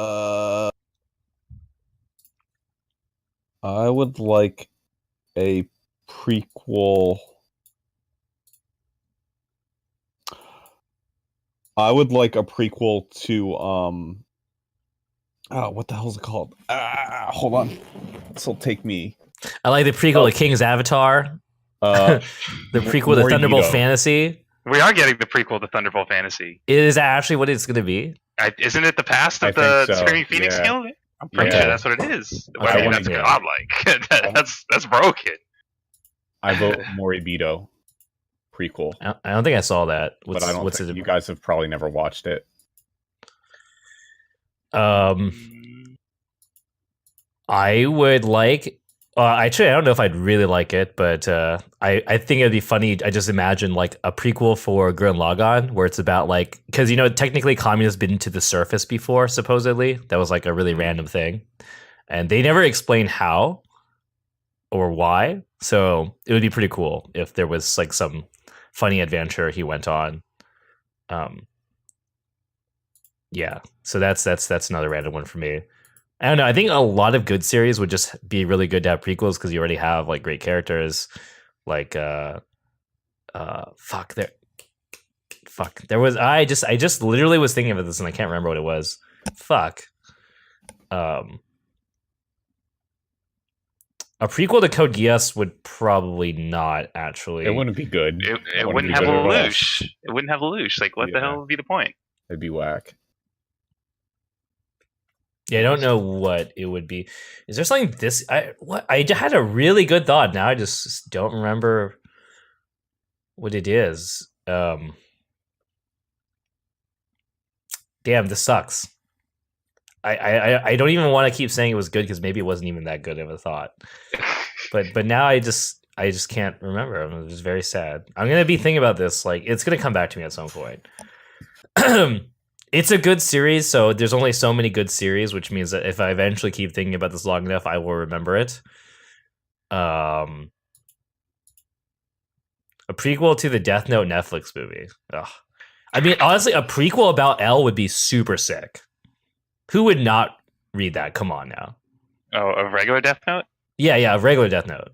Just like a prequel about L. It'd be dope. It would be totally different because there wouldn't be any Death Note stuff, but yeah. Yeah. It would just be like how he gets his name and just be some awesome detective series. Be sweet. Yeah. Oh, there is a prequel about L. It's the book they wrote. Oh, never mind. Okay. It's been done. Nice. Prequel of Monaco would be cool. Yeah. Chat. A prequel of Random Fate shit because that will be a real thing at some point because that's just how Nasu does things. I'm sure there will be a something. Yeah. Just keep pumping out random shit.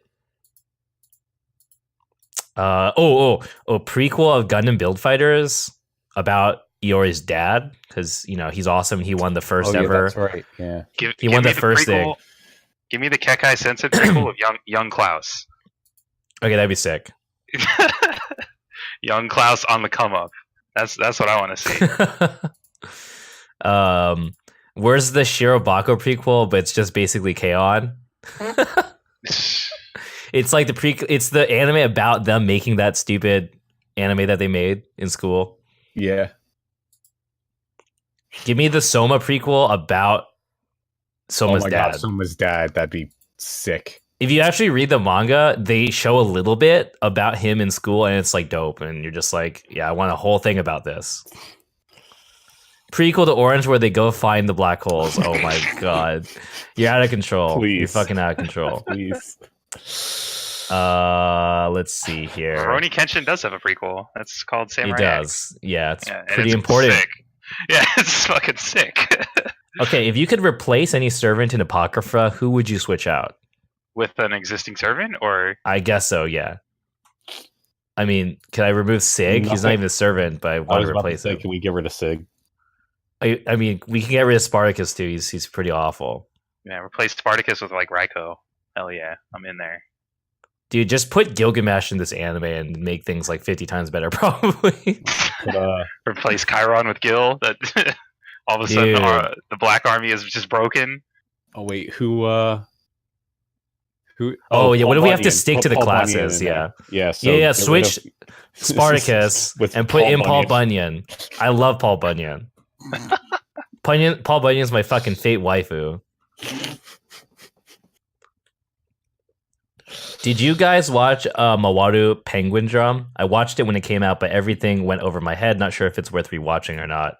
I did not. It's a weird show. It's not really worth your time. Don't worry about it. Okay. Do you guys ever watch an anime for a particular voice actor? Never. All the time. A couple times I've done it. Sure. I've never done it. Yeah, I'll pretty much give anything with like I'll give anything with Suabe a shot. I'll give anything with Toyama Now in it a shot as well. I won't watch the whole thing. I think the only time I've ever watched something only for a voice actor has basically been everything with Toyama Now in it, because she basically makes the anime. So that would be Konkoi and Kinero Mosaic. Basically, just watch that for her. What else? Yeah, I don't know if. I feel like I've watched some shows for Sawashiro at some point in my life, but I can't remember what. Yeah, I mean, like Sawashiro and like in general is hard carrying like a lot of stuff. Yeah. I don't know if I would say only for it though. Like they're usually still good series. I wouldn't watch like because she's in like fucking everything, right? So I wouldn't watch like a trash series that even if she was in it. I mean, I feel like there was a show. Like I can't remember what though. Like that's the thing. Like I feel like at one point, like maybe like last year, I was like, this. Okay, I think I mainly watched Arakawa Under the Bridge for the voice actors in general, because Arakawa Under the Bridge, if you haven't watched it, has like really good voice. It's got like this ridiculously broken cast. It's got like Koyasu. I think it also has Sugita in it. It's got Sawashiro in it. Like the lineup is fucking broken. And it's really funny. If you like comedy, it's kind of like it kind of reminds me of like maybe Daily Lives of High School Boys or Nozaki-kun. It's like that kind of humor. So you guys can check that out. Is there any way to look at your Mal profile for ratings or drop series? Yeah, my Mal profile is just like the bread. It's myanimelist.net. Someone is it just in the chat? Yeah. Someone in the chat said only watch shows with Rai Kugamiya, Kappa. Oh God. That's one way. I mean, that's the answer for how I don't watch stuff. I definitely don't watch stuff because of Kugi. Yeah. Like Kugamiya, like I literally, there's stuff that I don't watch because I hear her voice in it, and I'm just like, oh, if Bryce was on the show, he would totally answer that. Yeah, he watches shit. Yeah, he definitely does. Yeah. I linked my anime list, although I think it's not 100% up to date. It's like recently up to date because I used Taiga, but a lot of the old shit is either there's a lot of stuff like either I said I didn't watch it but I watched it, or like I haven't, or I watched it but I just haven't put it on the list. So yeah, one day I'll get around to cleaning all that shit up. Is there an anime or a game that made a positive impact on you that you're not particularly fond of? Positive impact, but not fond of? That's like contradictory.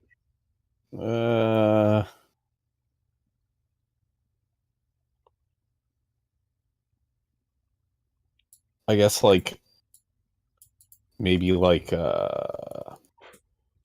Nier, because it's like the game kind of makes you feel like shit, but it's like a good kind. It's like a good kind of feeling like shit. Well, I'm I don't super know. fond of everything I think about that. But yeah, like I wouldn't regret. Like I wouldn't. Yeah. Let's try and reword this question to make more sense. Maybe someone in the chat said better person for watching it, but it wasn't good. Is that what they're trying to go for? I can't think of anything like that. Like it. So maybe like it made you like a more. Well, it wouldn't make you a better person then, right? Like, oh, I see. Not fond of the anime itself or the manga itself, not how it changed you. Okay, let me think about that. So is there is there something you watched or played that you didn't actually like, but it did make a positive impact on you? Okay. Oh. Yeah, I can think of something, I think.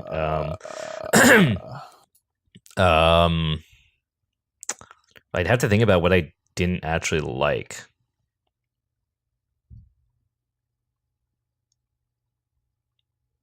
Probably NHK Yokoso. No, like see, I like that series though. I actually think that series is a good series. No, I don't think. See, the thing is, it's hard. It's hard for us to remember bad series unless it's like ironically really or memorably bad. Yeah. But just like mediocre series, it's like the 5s and the 6s. You don't really remember those things a lot of the time. So it's like pretty hard to think. 00 season 2. Those didn't make me a better person though. It's just fucking anime. Yeah, I can't even think of that many anime in general that made me a better person.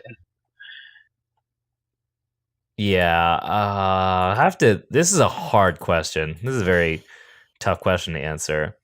I don't know if I can come up with a good answer for this. I feel like this is a better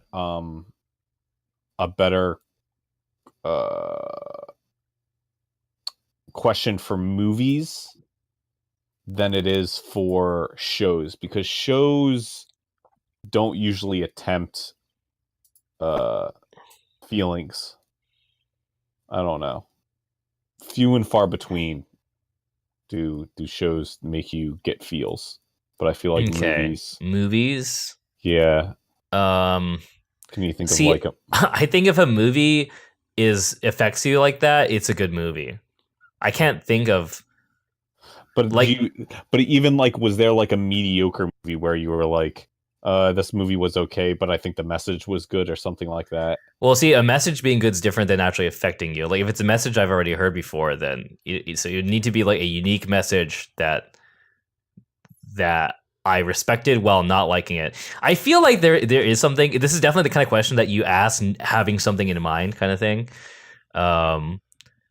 I definitely have one. I can't think of it right now. I have to like give it some thought, because I definitely have said this kind of thing before. There's definitely been things where I'm just like, I mean, like, I think the message thing is easier to answer. Like, for example, like I can think of this because it doesn't mean that I necessarily was affected by it. But like, for example, like I can appreciate maybe like, for example, what I thought Kizunaiver was trying to do, even though I think that show was trash. But I can appreciate what it's trying to do. Yeah. And I think there's a fair amount of series like that, where I'm just like, it has some nice elements I can kind of like appreciate analytically, but I just can't get with it. Yeah, the characters like ruined it for you, didn't they? I mean, just the whole thing's it's just, I didn't like anything about it. But you were okay with like the underlying like I'm okay with it if you're to pitch the idea to me in a production room. Like, okay, you're the producer and you're pitching me an anime and you're like, it's gonna be an anime like about this and I'm gonna be talking about that. I'd be like, yeah, I'm okay with it. Okay. Yeah. Like, it's about connecting with others, and it's about sharing feelings. Their execution was terrible, is what you're saying. Execution was terrible. I mean, it's because it's like when you get that gray, it's literally like, if you use the Gaussian blur tool on like any girl, she kind of looks attractive. like as if the structure is good, right? So it's the kind of thing like that where if you gray out all the details about the series and you just get the frame, then I can see the value in the frames. Just that when you fill it in, but because it's not like the frame is everything either. Like filling is the most important part. I just didn't do that well. I think you should demod Shin. Why? Said handshakers. Oh. I mean, yeah. I guess I kind of feel that way about Shigatsu Kimi no Uso as well. Like I think there were some things about it that were okay, but overall I think that there are a lot of things in the details that kind of made me not really like it that much. I don't know. I almost want to rewatch that series because I'm pretty flip-floppy about it. I liked it a lot. I know. I remember I loved that show when I watched it. So. Sometimes I liked it. Other times I think back and I'm just like, fuck that show. So I don't know. I feel like I got to rewatch it. I remember you were super tight at the ending. That's for sure. Yeah. I think the ending definitely has kind of like withered away my other impressions of the show. It's definitely what it is. Because I remember we were watching that show and we were like, yo, Kaori is like the best girl ever. Like, oh my god. She is good. She is good. Even though I like Tsubaki more, but she is good. Yeah, it's a tough one. Movies though, man, I just like don't watch movies anymore. So it's let alone like mediocre movies. I think the only times I ever watch movies now are like when people are like, watch this shit. Yeah. And I'm just like, okay. I don't know. I have to think about that. Any tips on getting into One Piece? Beginning as a slog and cast is pretty generic, but there is something good about it for it to be so huge, right? Yes, One Piece is fucking amazing. I can't give you tips because I went 200 chapters deep and then I dropped it. So I mean, the basic tip is get past the buggy arc. That's definitely like the biggest hurdle. It's definitely the worst part of the manga is like everything with buggy. And generally, once you get past buggy, it's pretty smooth sailing. I forget what the first good arc is. I think it's probably the fucking alligator arc. The croc arc. I don't remember what the first actual good arc is. But like, I mean, I would say do not watch it. That's the other tip number one. First of all, do not watch One Piece. Read One Piece. Like watching it is suicide. It's not even good. Like, cause it's generic, like Studio Pierrot or whatever, like crap animation. Right. So read it.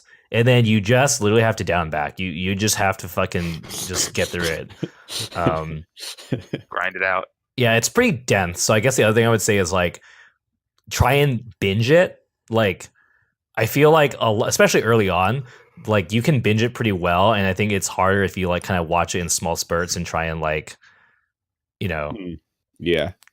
yeah, it's not like a weekly read thing. I mean, and I'll admit, like, like other people too, for example, I'm not caught up with One Piece anymore, like I'm like a year behind or something because it's just that kind of series where it's always going to be there. So I don't know. I don't necessarily think it is for everyone though, but it is really popular for a reason. A lot of people who like it really, really love it. I even though it's not like really relevant, or it's not like close to me in memory because I haven't watched it in a while, but I still like think it's good. It's got lots of good stories and characters. Like there are a couple of really, really, really good arcs that are worth reading. I also feel though that I think you do have to kind of maybe be a certain like age or kind of like point in your life to appreciate it more so maybe. I don't know. I mean, it's shonen, right? So like I also think at a certain point you kind of grow out of shonen. I agree.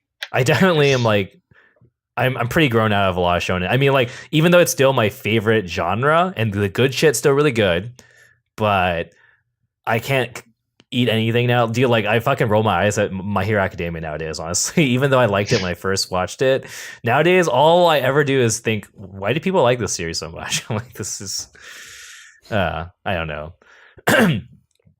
I also do think that like on the other end of the spectrum, I feel like we're being overly critical of the fact that we're in this like post Big Three era now where it's like, oh, Naruto and Bleach are gone and, only the diehards read One Piece to begin with. So like, I think there's a lot of people looking for that new hot thing. And so they're like kind of latching onto Hero Academia because like there's no other big shonen, so it's just kind of like the only thing out there, right? So I can understand why people like it in the sense that it does feel kind of like fresh, but then when you actually sit there and think about it, it's like no, it's actually like really generic. Like it's pretty much just like all basic tropes wrapped inside superheroes, right? It's super generic. Like, you know, every character is a pretty much an amalgamation of rehashed tropes, and that's not necessarily like a problem. There's nothing wrong with like kind of,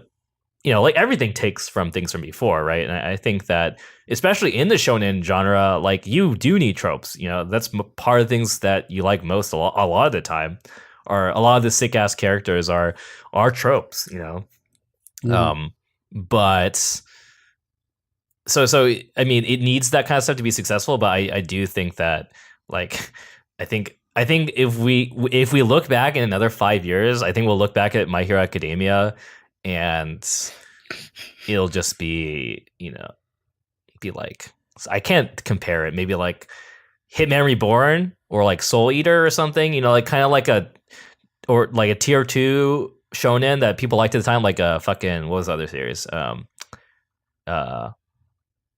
Not. I keep wanting to say D Gray Angel, but it's not. It's D Gray Man. There we go. D Gray Man. Yeah. Yeah, D Gray Man. Right. Like people loved that shit at the time. Yeah, people liked Soul Eater at the time. I think, and there are plenty of people who still like it, but it's like it's not the mania. But if you think, you know, like imagine if Soul Eater came out now, oh, it'd be the new hot shit. Everyone would love Soul Eater if it came out right now for the first time, right? I think it's just the timing thing, because we're in need of filling those gaps if you're somebody who was hunting for shonen. So yeah. Is there, someone asked if are there any tips on catching up with Ippo? Watch fight by fight. That's what I do. I drop it once a fight's done, and I pick it up in like another like half a year, because that's how long for a fight takes to get finished, or an arc or whatever. So, you know, have you read Robot X Laserbeam? The golf no. manga? No. It's not that good? far. I mean, it's by the Kuroko mangaka. So oh, that's cool. That's kind of all you need to know already. Like, okay, is it action? It's golf. Oh, sick. Oh, okay. Oh, I'm gonna fucking read this. You already know exactly. You're like, I don't even need to tell you anymore. By the Kuroko guy, and it's golf. Yeah, it's. And it's called Robot X Laserbeam. I'm in. Yes. You should definitely read it. It's not that far though, so like, that's the only thing. Like, I've held off reading it for a couple weeks just so I can let them build up. Yeah. All right, that's hype. Let me see here. How hype are you all for Overlord season 2? Pretty hype, I think, right? I didn't watch Overlord. I didn't watch one. Wait, you didn't? Nope. No. Wait, what? I thought we all did. No. Was it just me and Alex? Maybe. Wait, you guys didn't watch Overlord? Yeah, I'm pretty sure Alex watched it. Oh. Okay. I don't remember you guys ever even talking about it. I don't think we totally did. No, we totally talked. Because I remember the time you guys talked about the episode where he spammed like 1 million buffs on himself. Yeah, that's my favorite. My favorite scene. It's still funny to me. Like, it's literally the scene. It's literally like you're starting the raid and everyone's pressing all their hotkeys. He's doing this for like fucking 2 minutes. It's like literally 2 minutes, and it's exactly like that. Like the symbol appears above his head, and like he gets the buff. And he's just doing this for 90 seconds.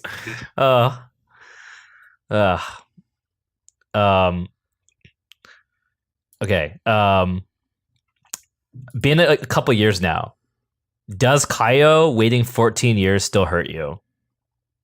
Not waiting 14 years. It does hurt a part of me. Kaio? Wait, what from Bokudake Inaimashi. Oh yeah. Yeah, I think Bokudake. Yeah, I'm still a little tight about that. Yeah, I mean, I'll never not be tight about it. I think it's just not fresh in my memory, but it's still whack. Yeah, that one was kind of rough for sure. Like, I mean, so it's not just that like she didn't wait. It's the way that they tell you it. That's what bothers me, I think. Oh yeah, they just bust a kid on you. Yeah, like where he fucking wakes up and she's like, "Yo, here's my kid," and you're like, "Bruh."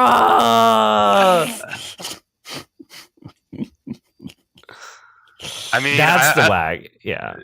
I like Irie too, but I don't know if we shouldn't be tight about Cairo because that relationship was amazing when they were kids. That was like the best part of the anime. 100% most needed to be protected girl. Like that, the scene where they were in the bus or whatever it was, and they fell asleep. Yeah. Like that was the best scene.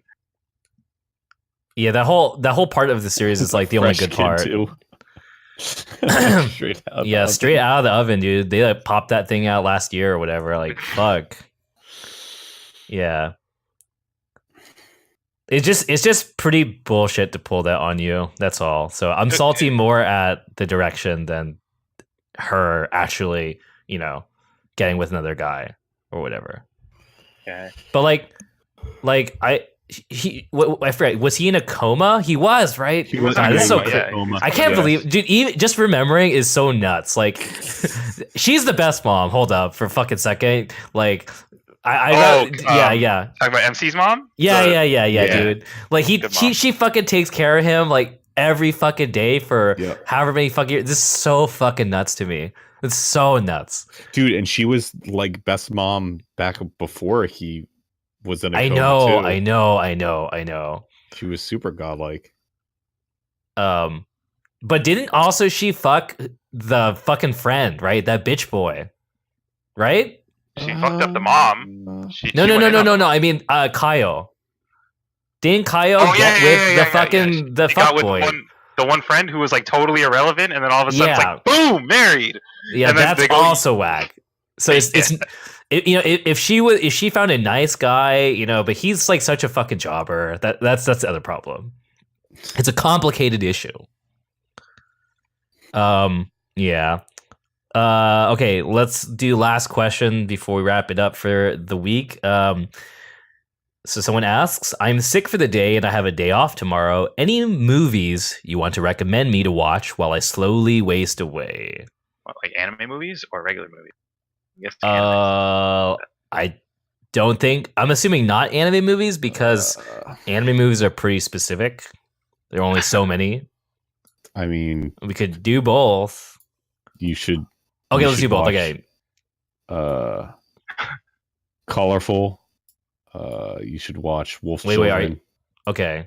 I haven't watched Wolf's Children yet. I know it's a crime. Really? I know. No. I'm gonna do it like this weekend. I think. Like, I forgot I hadn't watched it. That's best mom. That is MVP mom. Yeah. That might be best mom ever. Honestly, that mom is. Yeah, that would be if we had like a top mom tournament. She would definitely make grand finals. Like yeah. Oh, we should do that. We should do a top mom tournament. Mother of the dude. If you want to brainstorm the characters, and then what do you do? Randomize the brackets, or do you actually seed them? Oh, you seed that shit. Okay. You definitely have to seed that shit. Okay. I just hand seed usually, like the scum I am. Okay, we could do that. Like the unethical tournament organizer I am. Just float them to grand finals and stuff. I ask them what character they're playing before I seed them. I'm definitely not going to recommend 5 centimeters per second. No, I am. Why would you not recommend? Some people just don't like it, man. It just no, fuck those people. No, I mean it's a great movie, but we don't need this guy to like. I mean, I guess he didn't ask for like anything specific. No. But, yeah, but there's other things I would recommend first. Is what I mean. I don't know. Even like colorful, and what the hell is colorful? Wolf, it's pretty good. By who? Recent? No question mark. I don't think it's like super recent, but it was definitely 2000s, I think. No, I would recommend 5 centimeters. Okay, like, I mean, I have recommended it to people. I think that movie is super good, but I mean, if the guy just asks like, "Hey, give me a movie," I'm not just gonna be like, "Oh yeah, go wreck yourself. Here you go." I am. Like- I am totally going to. Hold on. There's a it's a freaking call it. God damn it. Okay. I mean, we could just say Kimi no Nawa. That's you watch that, and then if they like it, you watch 5 frames per second. That's fair. Oh, here we go. That's pretty fair. All Satoshi Kon movies. I agree. Yeah, I was about to say all Satoshi Kon. You should definitely watch Akira if you never have. I would tell him to watch Karen no Kyokai. And like Akira, like Karen no Kyokai is good. Yeah. If you're like me and you never watched like any old movies before, just go in, watch Akira, then go and see when it was made. Don't look at the year it was made. Watch it first, then go look at the year it was made. And you know what's better? Movie is like ridiculous. No. If you want to do that shit, you fucking watch Snow White and the Seven Dwarfs, son. Or how about? Do you know when Snow White and the fucking Seven Dwarfs was made? Or go watch. Yes, the Disney one. God, probably in the, I would guess like the 60s. Okay, your guess is the 60s. Arm. I mean, I feel like it's probably like super old, but like I mean, I'm thinking like colorized. Colorized. Yeah. I'll just, I don't like the 50s, I guess. I don't know. 70s? Snow White Summer Wars was made in 30s. Snow White was made in 1937. Yeah, that was black and white. It's fucking ridiculous. Yeah. As far as anime goes, Gunbuster is like way ahead of its time for animation. You should also watch. Yeah, Summer Wars is good, and also Girl Who Leapt Through Time is good. Yes, Toshi Kon movies. Only Yesterday is okay, I guess. It's not amazing. Princess Mononoke, if you haven't seen it, but I think every weeb has seen that movie. Watch Mind Games, watch Dead Leaves. Those are... Dead Leaves is sick. Yeah, Dead Leaves is sick. So godlike. Watch Redline as well. Watch... Redline's entertaining. Yeah, if we're going to just throw out movies, I'm going to go with all of Satoshi Kon's other movies too. So watch like Kuma no Moko and Hoshi no Koe. I actually, in a lot of ways, like those more than a lot of his other films. Watch some Ghibli movies. Watch Whispers of the Heart. Watch Tonari no Totoro. Watch all that shit.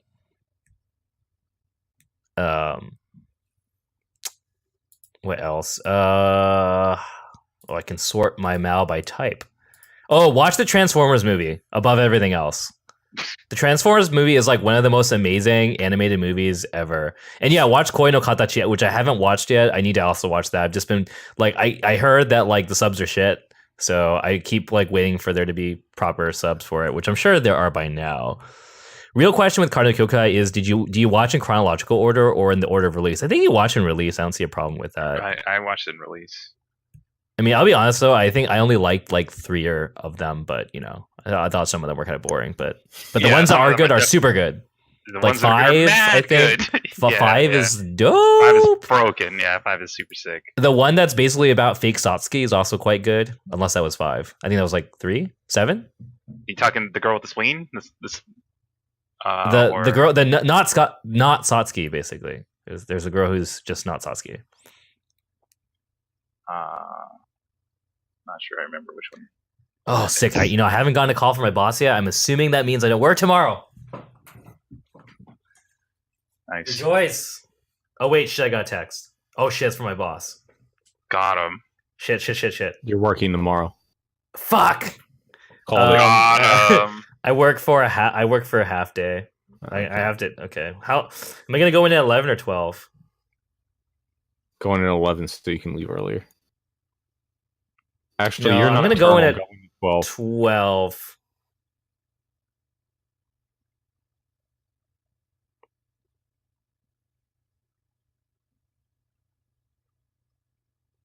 Damn, I need to start watching animated movies again.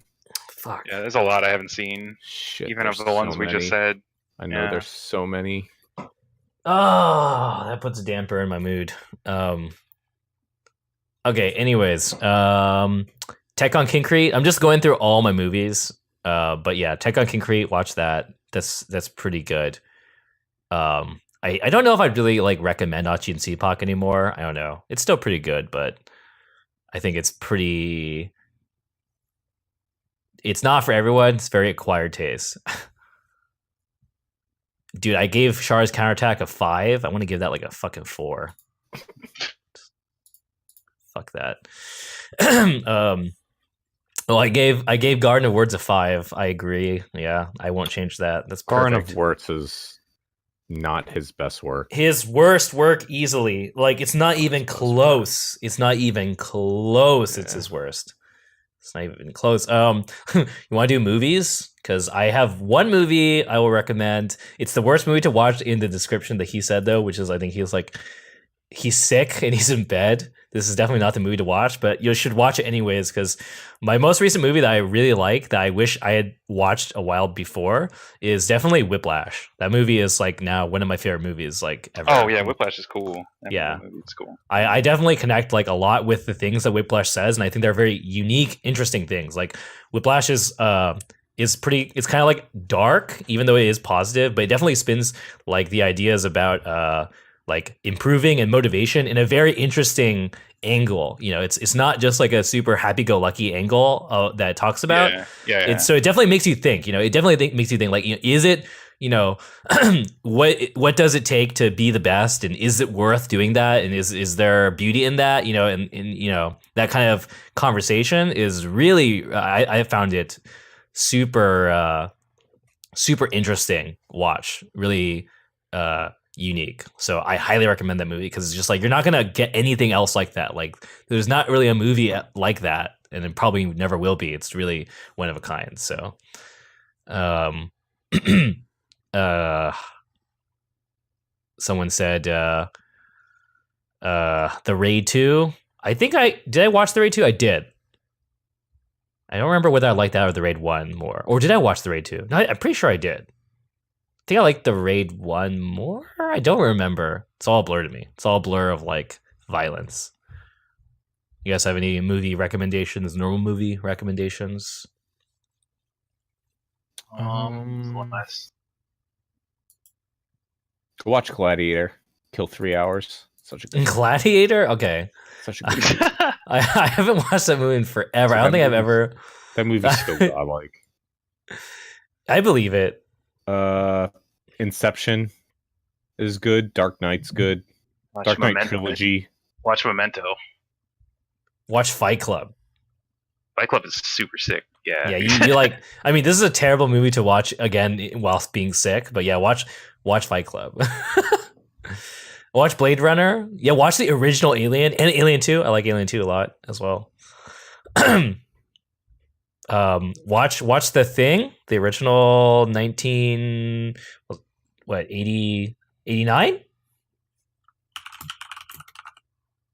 82? 1982, yeah. Watch The Thing, 1982.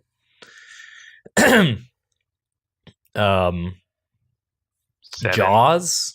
I think 7's sick. I think what's the other one I was about to say? Jaws. Matrix trilogy. Blech.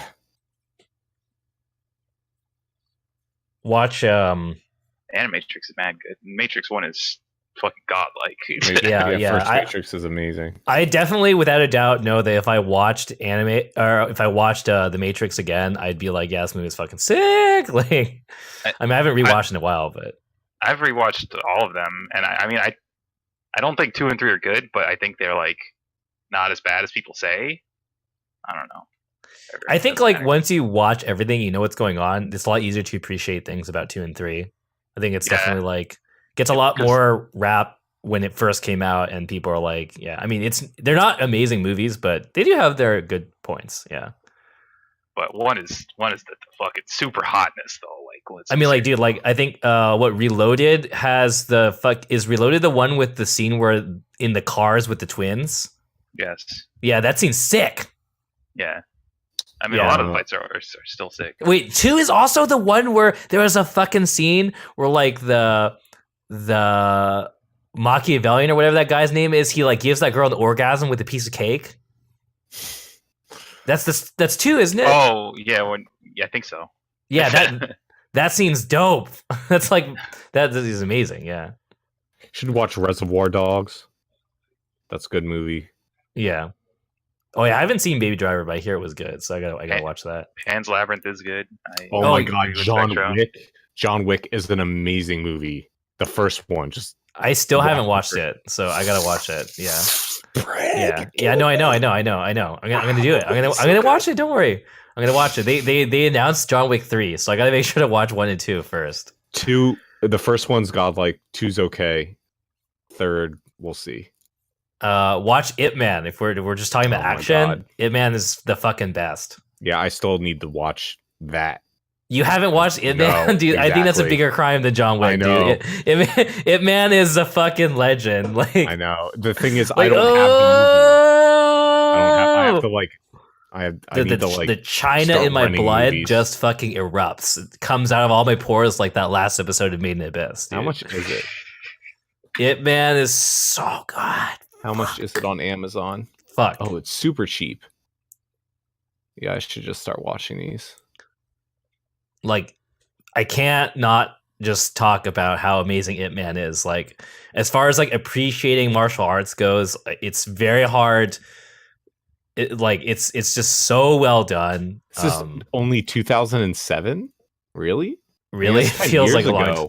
Yeah, I was about to say. I thought it was. It's amazing. Like, I mean, because it's shot, it looks good, it ages well. Like, it's not like, I mean, a lot of the old martial arts films that we look back and we love are pretty old. So this is like contemporary with so much love for the art, for the craft of martial arts. It's just like the perfect martial arts film. Okay, and Donnie Yen is fucking godlike. Yeah. So it looks like there are 4 movies. Oh, there's 4? I only watched 3 of them. There's one called Ip Man: The Final Fight. Oh, okay. I haven't seen that. But there's numbered ones 1 through 3. Just watch Ip Man 1. Ip Man 1. The other ones are good too, but like Ip Man 1 is basically required reading. It's like super required reading. Yeah. I did like Pacific Rim. I'm still pretty angry at like some of the most retarded like. That movie was pretty dumb. like Pacific Rim is like amusing, but. God, it's so dumb. Like there's so many dumb things about the movie. I just can't even start with it. But like, I think my two favorite ones are 1, the fact that the sword is the weapon that wins. The final weapon? Yeah, the final weapon they pull out. The final weapon is the sword. The fucking Asian girl pulls out the fucking sword. Like, God damn it. Like, oh God. What? So, if you're gonna watch Pacific Rim, just go watch the Ava movies, dog. Like, come on. Okay, so not only is the sword the dumb shit, but the fact that let me just pitch this to you. If you haven't watched Pacific Rim, okay, it's about there's an interdimensional portal of some sort that exists somewhere in the deep sea, right? They know where it is though, but there's this portal in the deep sea, and it spawns these giant fucking monsters, right? Which is cool, like these giant like Godzilla tier monsters that come out of the ocean, right? And their fucking plan, shit you not, was that they built this fucking wall around the coast of every fucking country in the Pacific Ocean. And then they have these robots in every country that they have to deploy, these giant robots that each country owns whenever one is spotted. And they gotta fly them out and drop them to where the fucking monster is. Like, how that is so dumb. It's the dumbest fucking thing ever. Yeah, it's mad dumb.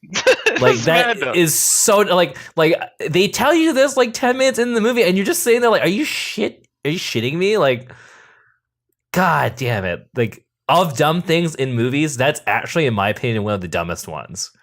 Because they know where the hole is. It's not like the hole randomly shows up in random places. Like, they actually know where the hole is. It just only opens up sometimes, and the mix-up is you don't know, when the hole is opening up, but they know where the hole is. because that's how they monitor like when the thing is coming out and they know like what the kind of thing is. But even when you know where the hole is, they decide they're gonna like build walls around the entire coast of everything. Also, it's important to note that the building the wall is so expensive that they were gonna cancel the giant robot plan because they were like, the wall plan is better and it's working. So we don't need giant robots because we're gonna build this wall but make it like higher. And then the whole plot is like halfway or like a third of the way through the movie. Like one of the aliens is like super big and it just buys the wall entirely and it like goes on land, like fucks up the fucking city, whatever city it landed in. Yeah. And they're like, oops, well, what do we do now? And they're like, oh shit, well, I guess we're fucked. I'm sorry. Shaolin Soccer is good. Like Shaolin Soccer's mad hype. I agree with Spectro. Kung Pao is the GOAT. Yeah, like gotta watch Kung Pao. I am not ashamed of the fact that I can still quote things from Kung Pao like the 14-year-old inside me that I am. It's got some of the best memes. It was memes before memes. Yeah, so I don't know. Watch. I think Twin Dragons is one of the old Jet Li ones that I liked a lot. Watch the original Drunken Master with fucking Jackie Chan. That movie is incredible. Yeah, that movie's cool. Yeah, watch Drunken Master. Watch Twin Warriors. I think that's what it's called. Watch the entire trilogy of Once Upon a Time in China with Jet Li. We're just spouting like every single fucking movie now. We've given this guy enough movies for like a month and I'm not fucking done. You got also you gotta watch just fucking every single Bruce Lee movie. You fucking watch like all the good Jackie Chan old movies. Watch Hero. That movie is like one of the most beautifully shot movies ever made, like just straight up. If you're thinking about getting inspired to become a cinematographer, that's the only movie you need to watch. That movie is like every fucking shot of that movie is just fucking beautiful. Yeah. Like, I remember not liking the shit out of it though when I watched it. Yeah, I mean it's no, it's you like the I really like the movie. It's super Chinese and super melodramatic, but like okay. I mean, it's got a scene. I'm just saying, I watched it, and then I remember watching it 2 times in theaters. I don't know why, but I ended up watching it twice in theaters, and I was just like, "What the fuck? I don't." Please, dude, it's got so many of the best kind of like anime-ish tropes ever made. Like, it's got the best done. Like, we're in the rain and we're about to fight, and we envision fighting the other person, and there's like a fucking 10-minute mental fight scene. That scene's so good, and it's got Donnie Yen in it. It's great. It's got that great trope in it where the guy's like, I'm gonna study like the matchup to beat this guy by going to his calligraphy school and requesting him to paint me like a character, and then from that I will learn his sword style. Oh my god, that was so sick. That's like a mass fucking jack off to that shit. Like, oh my fucking god, it's so good. Like, gives me the raging boner. Just that. Watch the Fifth Element. Yeah, that movie's a fucking classic. Yeah, we could talk about this all night though. Yeah. Let's stop. It's already 7:30. Low key last thing for me, because it doesn't get enough praise, is this really old movie called Harold and Maude. It's like a kind of dark comedy movie. I don't even know when it was made, but classic comedy. 1971. Check it out. Definitely deserves more praise. Oh, and watch Monty Python before we forget. It's like if somehow you haven't watched Monty Python yet, you're fucking up. Yeah, you're fucking up. I kind of want to rewatch Monty Python. That movie is so good. Like, I remember there was definitely an age where I could probably quote like the entire movie. You're fucking up if you couldn't quote the entire movie basically when you were a teenager or so. That's millennials or whatever the fuck. Or 90s kids, I don't know. Do kids these days watch Monty Python? Is that still a thing? Hell no. They watch PewDiePie. That's, well, I mean, But like, I don't know. Do kids really just don't know? Probably. But yeah, I need to go to sleep. So Life of Brian and Quest for the Holy Grail are required. Like, you can watch the rest if you like it, but those two for sure are amazing. Okay, yeah. So thanks for watching, guys. We'll see you guys probably not next week, actually, because of CEO Otaku. We'll see if I am off on Thursday. Otherwise, I don't know. But thanks for watching. This has been a good cast, and I'm excited to talk. I'm excited to see where Made in Abyss is going next week. So we will reconvene. Until then, take it easy, guys, and have a good rest of your night. Yeah, peace out, dudes. Peace out.